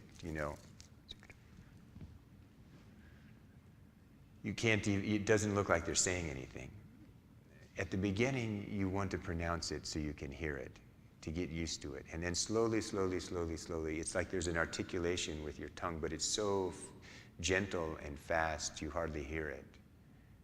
And then there's mental recitation too, but that's a little advanced, just with your mind. There's many ways of reciting mantras. So, at the beginning, recite it clearly, not too fast, not too slow. Either way, you'll get distracted and you'll make mistakes. Not too loud, it'll disturb your energy. Very gentle, very relaxed. And as you get used to it, it'll get a little bit more gentle and soft and flow and move more quickly on its own. The point is not to go as fast as you can. It should be clear, and you should really focus your attention on the sound as you're saying it. And then you focus on this visualization of Guru Padmasambhava in the sky. And as you recite the mantra, then the inconceivable light comes down, bringing the blessings of his body, speech, and mind. From his body, and particularly from a white Om in his forehead, countless forms of countless particles of light, each in the form of Guru Padmasambhava and in the form of the 100 peaceful and wrathful deities, rain down and melt into you from his speech, and especially from a red eye in his throat. All of the mantra syllables that ever existed, and especially the 12 syllables of the Vajraguru mantra, emanate and dissolve into your throat and become one with your speech. And from his heart, countless hand implements, so the Vajra, the skull cup, the vase, but also the hand implements of all of the various 100 peaceful and wrathful deities. Those hand implements represent aspects of Buddha mind. They're symbolic. That's all dissolving into you. Or you can just visualize particles of light. It's a little like at night, driving through a snowstorm on the freeway. All that snow, it's just all coming down, dissolving. And it's bright and it's joyous and it dissolves into you. And you recite the mantra and the whole universe resounds with the sound of the mantra. It's all Guru Padmasambhava, and Guru Padmasambhava sending down blessings, dissolving into you. And you recite the mantra. And sometimes if it's tiring to visualize, you can just meditate a little bit, let your mind rest, or just go with the sound of the mantra. And then you really bring the visualization very clear and bright again. You have to find a balance between effort, relaxation. And then, when you've done as many mantras as you're going to do, you say, I obtain the complete empowerment and blessings of body, speech, and mind.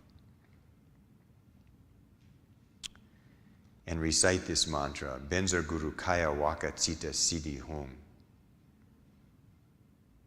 So as you recite the mantra, when you say Kaya, which means body in Sanskrit, then from a white Om in the Guru's forehead, white light like a shooting star shoots out into a white Om in your forehead. And that white light carries the blessing of Buddha body. And your body is transformed into Buddha body. There's a very elaborate explanation of this in the text, which you can go into more detail. I'm going to give you the quick, concise meaning. And then as you say Kaya, which means speech in Sanskrit. Kaya is body, Waka, which means speech. Then from a red eye in the Guru's throat, red light like a bolt of lightning shoots out into a red eye in your throat, bringing the blessings of Buddha's speech, and your speech energy is transformed into Buddha's speech and becomes inseparable from the speech of Guru Padmasambhava, who embodies all the Buddhas and Bodhisattvas of the 3 times.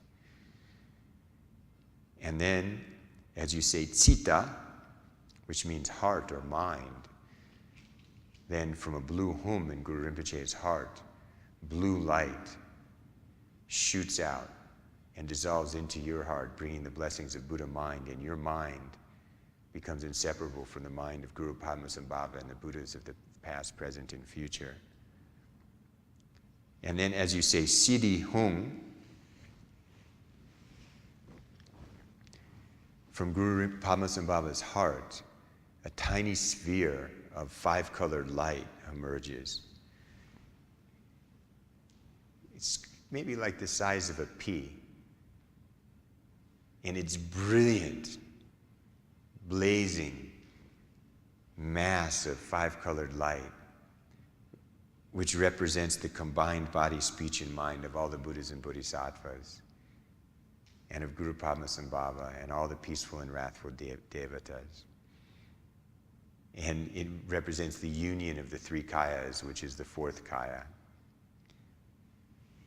And that dissolves into your heart. And you've received the 4 empowerments, the body empowerment, the speech empowerment, the mind empowerment, and the 4th one is the word empowerment. For those of you who are familiar with tantric rituals, and if you're not, don't worry. Just do the visualization and think it's good. I'm the same as Guru Padmasambhava now. And then, as you recite, the Guru dissolves into light and is absorbed into oneself, the inseparable state. Behold awareness, emptiness, the reflexive face of the actual Guru. Then Guru Padmasambhava dissolves into a mass of light, dissolves into you, and you just let be. And this is the best time to meditate. So if you only have a little time for a meditation session every day, do it right here. Just let be for a while. Let be in Guru Padmasambhava. Let be in your Buddha nature. Thus gather the Guru into oneself and evenly let be. 6, for the transference. The transference, the POA, is a practice where if you haven't actually realized your Buddha nature so that you have the power to maintain your meditation practice at the time you die, which is quite an achievement. It's not easy to do. So if you don't get there, there's kind of an insurance policy. It's called the POA, the transference.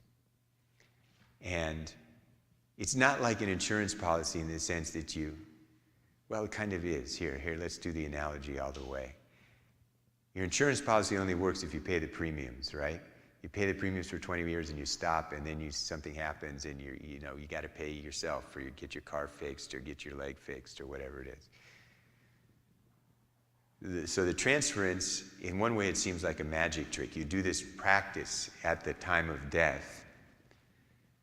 If you can't just remain in the natural state, there's a practice where we visualize ejecting our consciousness and sending it to a pure realm. And a very powerful teacher or an accomplished practitioner can help you do it. Sometimes even do it for you. But we train to do it ourselves if it's an insurance policy. You never know when you're going to die. You never know if you're really ready or not until you really are. So, but you can't, it doesn't just work like that. Usually we don't even teach it to people until they've done a Ngondro, done this first set of accumulations. You really have to be connected to the lineage. You have to have good samaya. What does that mean? It doesn't just mean you were a good little boy or girl and followed these rules. There's an energy transmitted in the lineage.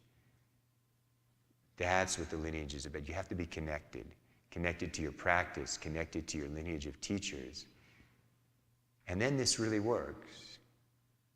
And there's signs. You can see, there are various signs to show where the consciousness left the body. Sometimes and when you practice it, when you've done your Ngondro, you can do a retreat. It's actually not a difficult practice to do once you've done a Ngondro and sort of become used to doing this kind of practice and purified your mind stream a little bit and developed some real connection to the lineage. Then usually we do a week retreat for the POA. Sometimes it doesn't take so long. Sometimes it comes very quickly, but pretty much anybody can get a sign in a week. Sometimes there's a little crack or a pimple that opens up. Various kinds of signs can arise.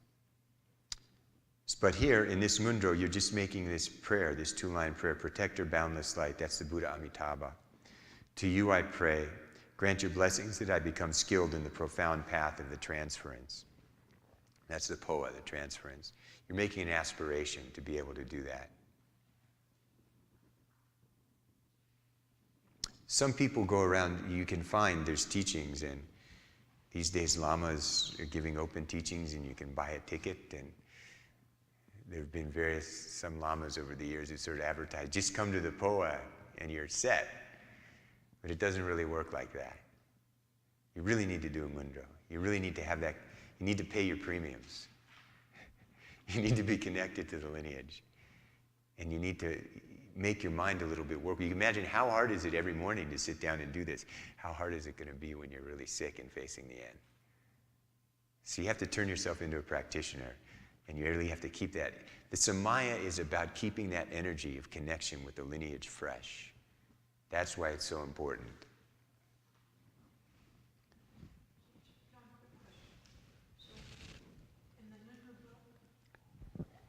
When I receive the transmission, so I don't do that transference on page 51 of this book. I just skip over that.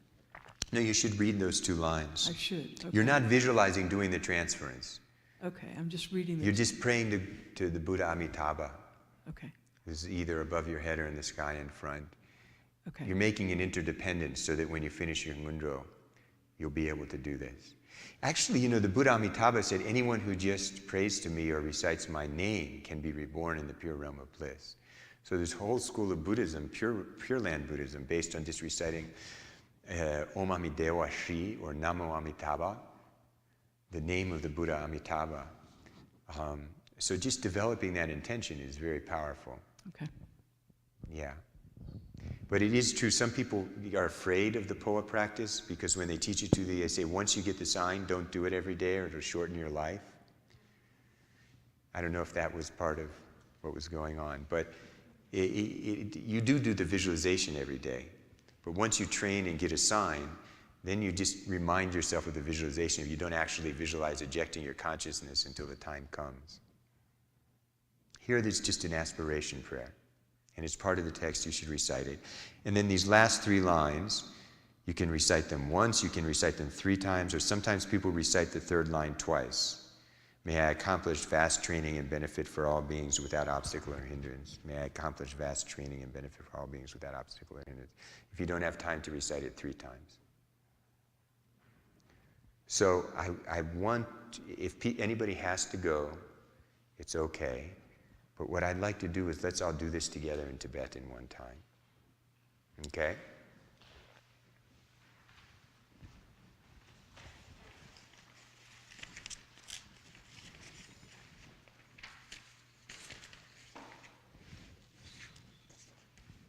Should I get up and demonstrate prostrations before we do this?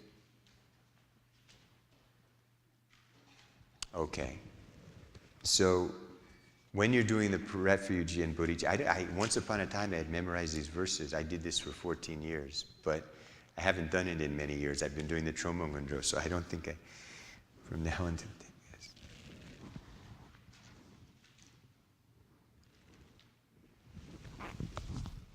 So I'm going to have to take this mic off.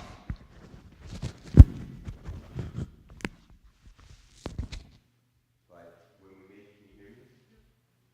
When we do prostrations, then I'll face you, but then I'll do my prostrations to the shrine. So first, we bring our hands together. Leslie, can you hold the mic to his face so I can get the recording of this? Sure.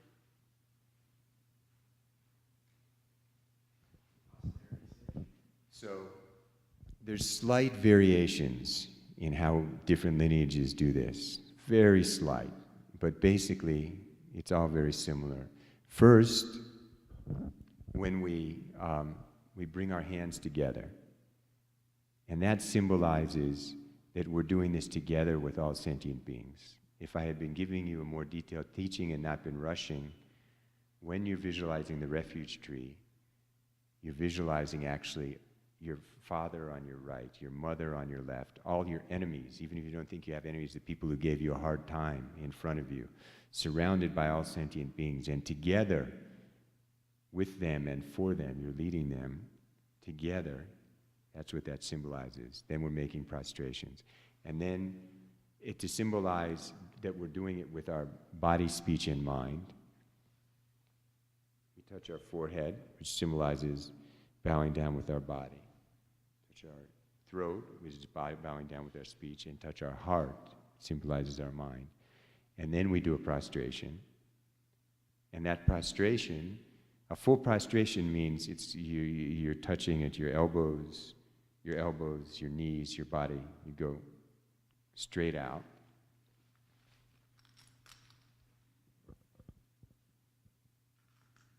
And there's also a half prostration, which you might see us do before teachings. We usually don't do full prostrations. When we're offering prostrations to a teacher or entering a shrine room, we do a half prostration. And I'll show you both. So this is the half prostration.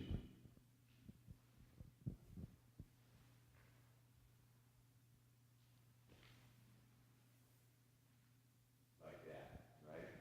And sometimes if people have trouble doing full prostrations, then we accumulate half prostrations. You need a pass from your guru. The full prostration is much easier to do if you have a slippery surface, But you can just do it wherever. Patu Rinpoche, just wherever, every morning, wherever he was, he woke up, he did 100 prostrations.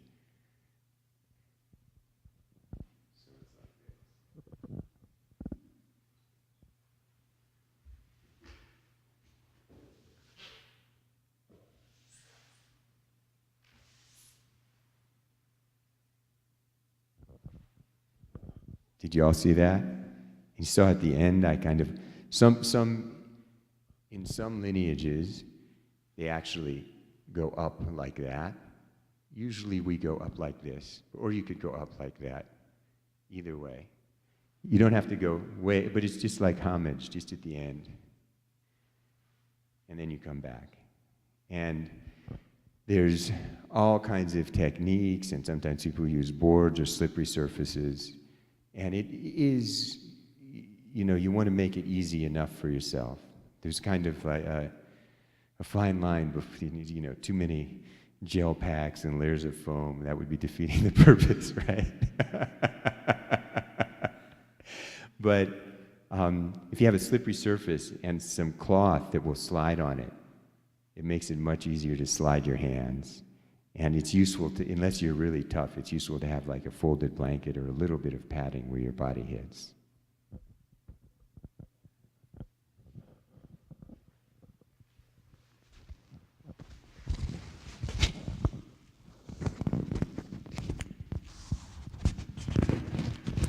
Are there any questions about that?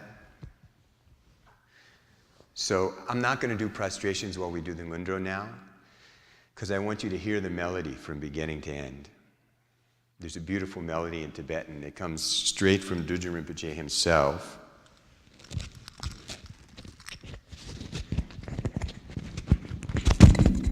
Sorry.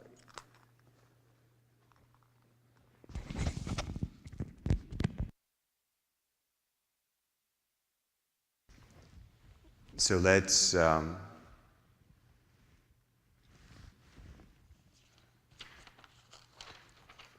just going to review this one more time for you so it's clear. You visualize the Lama in whatever form inspires you. You recite the 4 thoughts on page 1, either once or 3 times. That dissolves into you. You visualize the field of refuge. Recite the refuge 3 times. That dissolves into you. Recite the motivation, the bodhicitta 3 times. That dissolves into you. The refuge tree dissolves into you. Again, you visualize the refuge tree and do the mandala. Or if you're doing prostrations, the refuge and bodhicitta and the prostrations go together, and then you sit down and it dissolves into you. Everybody's following me? Then after the mandala dissolves into you, instantly you visualize Vajrasattva above your head. And then at the end of the Vajrasattva recitations on page 4, that dissolves into you and you let go. And then at the bottom of page 4, you're Vajrayogini, indestructible union. Guru Padmasambhava in the sky in front. And you do your visualization and Vajraguru recitations. You take the 4 empowerments. Guru Padmasambhava dissolves into you.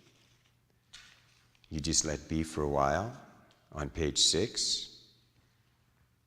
And then you do your closing prayers. Make sense? Okay.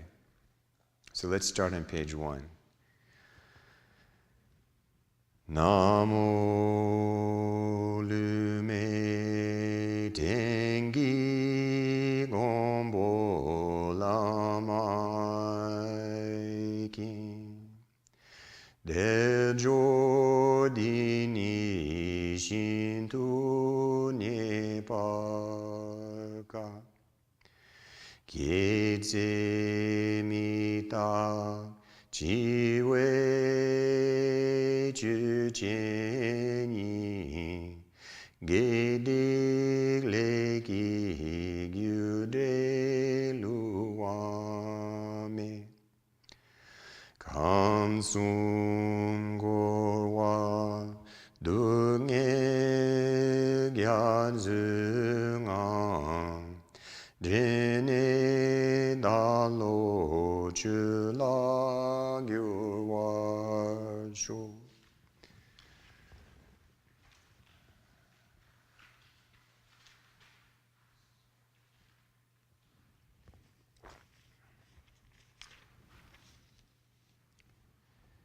Ni zong chang chu ning bo ma to ba Lama kun cho sum la kya so chi Di zong chang chu ning bo ma to ba Lama Ngondro sum la kya su chi Di zong chang cho nimbo ma to ba Lama Ngondro sum la kya su chi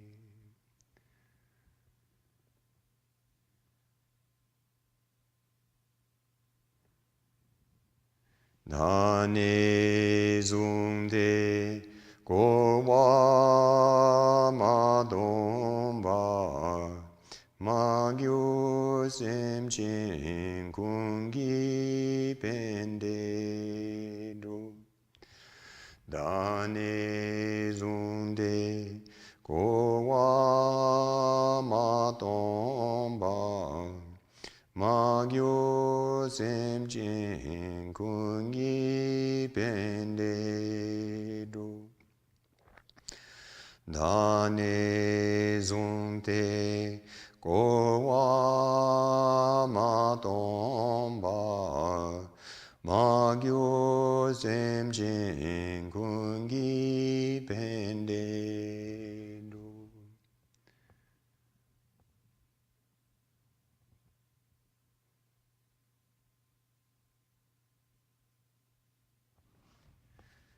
Sera gungi lu dan lon ju pe so ni zo ji gon jo zum la bu Sera gungi lu dan lon ju pe So ni zo ji gon cho sum la bu Sera gungi lu dan non ju be So ni zo ji gon cho sum la bu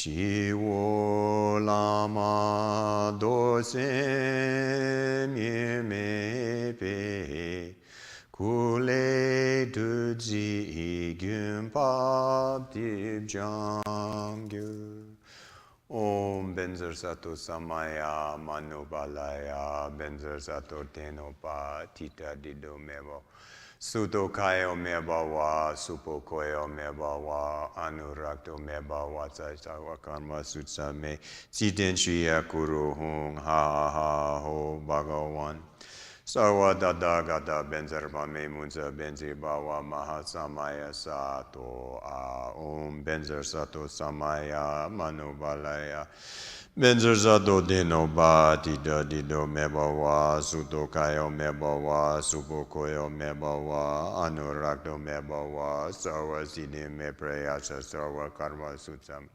Siten Shriya Kuru Hum Ha Ha Ho Bhagawan Sarva Tata Kata Benzer Mame Munza Benzer Bawa Ma Samaya Sato A Om Benzer Sato Samaya Manubalaya Benzer Sato Tenopa Tida Dido Mebawa Suto Kayo Mebawa Supo Koyo Mebawa Anurakto Mebawa Sarva Siddhi Me Prayasa Sarva Karma Sutsame Siten Shriya Kuru Ha Ha Ho Bhagawan Sarva Tata Gata Benzer Mame Munza Benzer Bawa Maha Samaya Sato A Om Benzer Sat, Om Benzer Sat, Om Benzer Sat. Om Benzer Sat, Om Benzer Sat, Om Benzer Sat, Om Benzer Sat, Om Benzer Sat, Om Benzer Sat, Om Benzer Sat, Om Benzer Sat, Om Benzer Sat. Om Benzer Sat, Om Benzer Sat, Om Benzer Sat, Om Benzer Sat, Om Benzer Sat, Om Benzer Sat, Om Benzer Sat, Om Benzer Sat. Om Benzer Sat, Oju Danan Dande Rochi Gyu.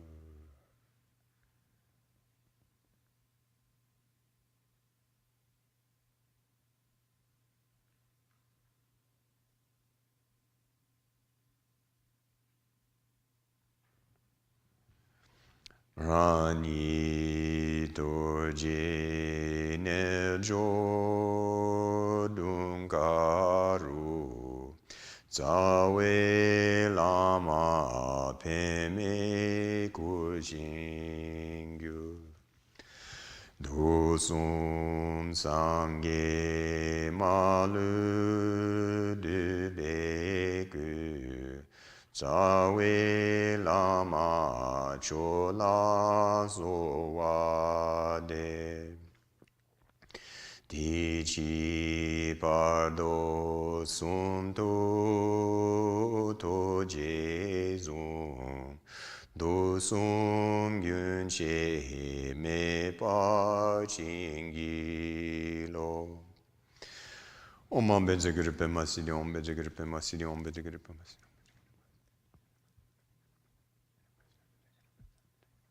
Om Benze Gripe Masidi, Om Benze Gripe Masidi, Om Benze Gripe Masidi, Om Benze Gripe Masidi. Om Benze Gripe Masidi, Om Benze Gripe Masidi, Om Benze Gripe Masidi.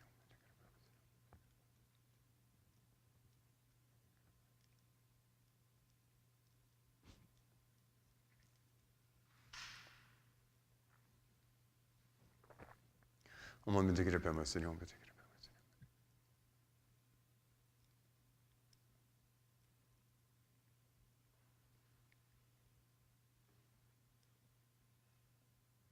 Om Benze Gripe Masidi, Om Benze Gripe Masidi, Om Benze Gripe Masidi, Om Benze Gripe Masidi, Om Benze Gripe Masidi, Om Benze Gripe Masidi, Om Benze Gripe Masidi, Om Benze Gripe Masidi, Om Benze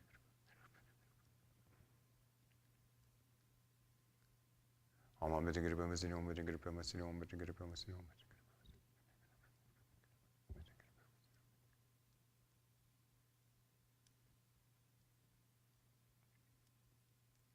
Om Benze Gripe Masidi, Om Benze Gripe Masidi, Om Benze Gripe Masidi, Om Benze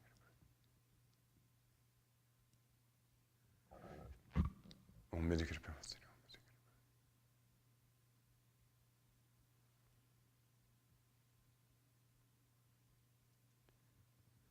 Om Benze Gripe Masidi, Om Benze Gripe Masidi, Om Benze Gripe Masidi, Om Benze Gripe Masidi, Om Benze Gripe Masidi, Om Benze Gripe Masidi.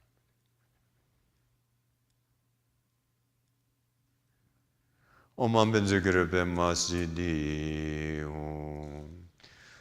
Kusun Tugi Wangchen Yongzo To Benzar Guru Kaya Waka Tsita Siddhi Hum.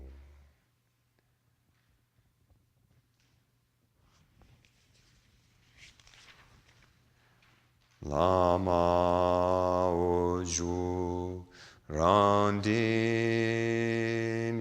Irmengang Rigdon Dungi Lame Rangjeta.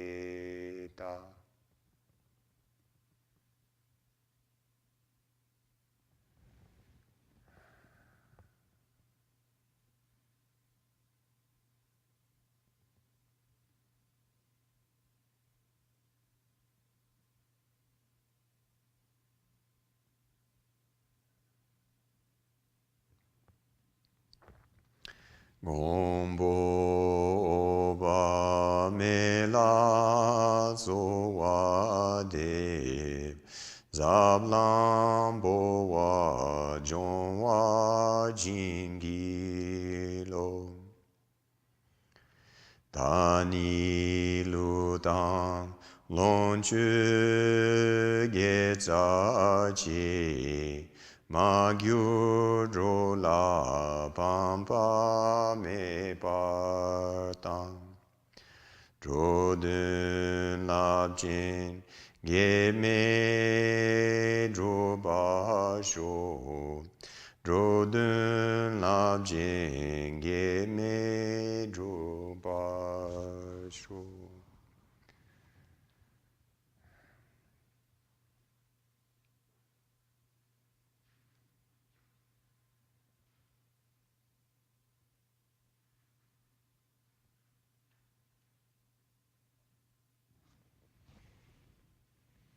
Thank you all very much.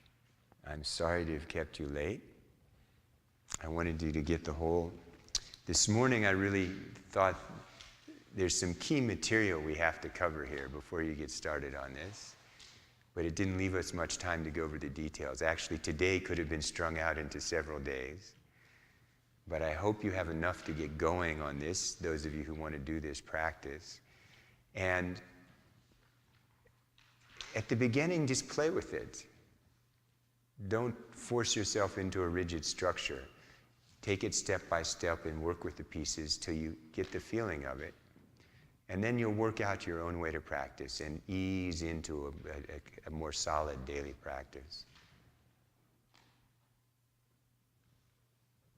Shall we dedicate the merit? Does anybody have that prayer? Because I don't have the English translation of the second one we do memorized. Thank you. In the world in general, and in this nation, may not even the names disease, famine, war, and suffering be heard. May virtuous qualities, merit, and prosperity greatly increase, and may continuous good fortune and sublime well-being perfectly arise. In the world in general, and in this nation, may not even the names disease, famine, war, and suffering be heard.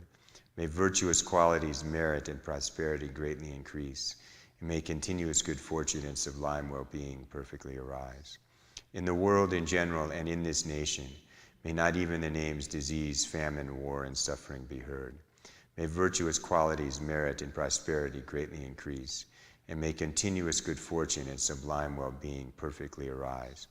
By this merit, may all beings gain omniscience, and thus defeat the neurosis and negative actions which are the enemies.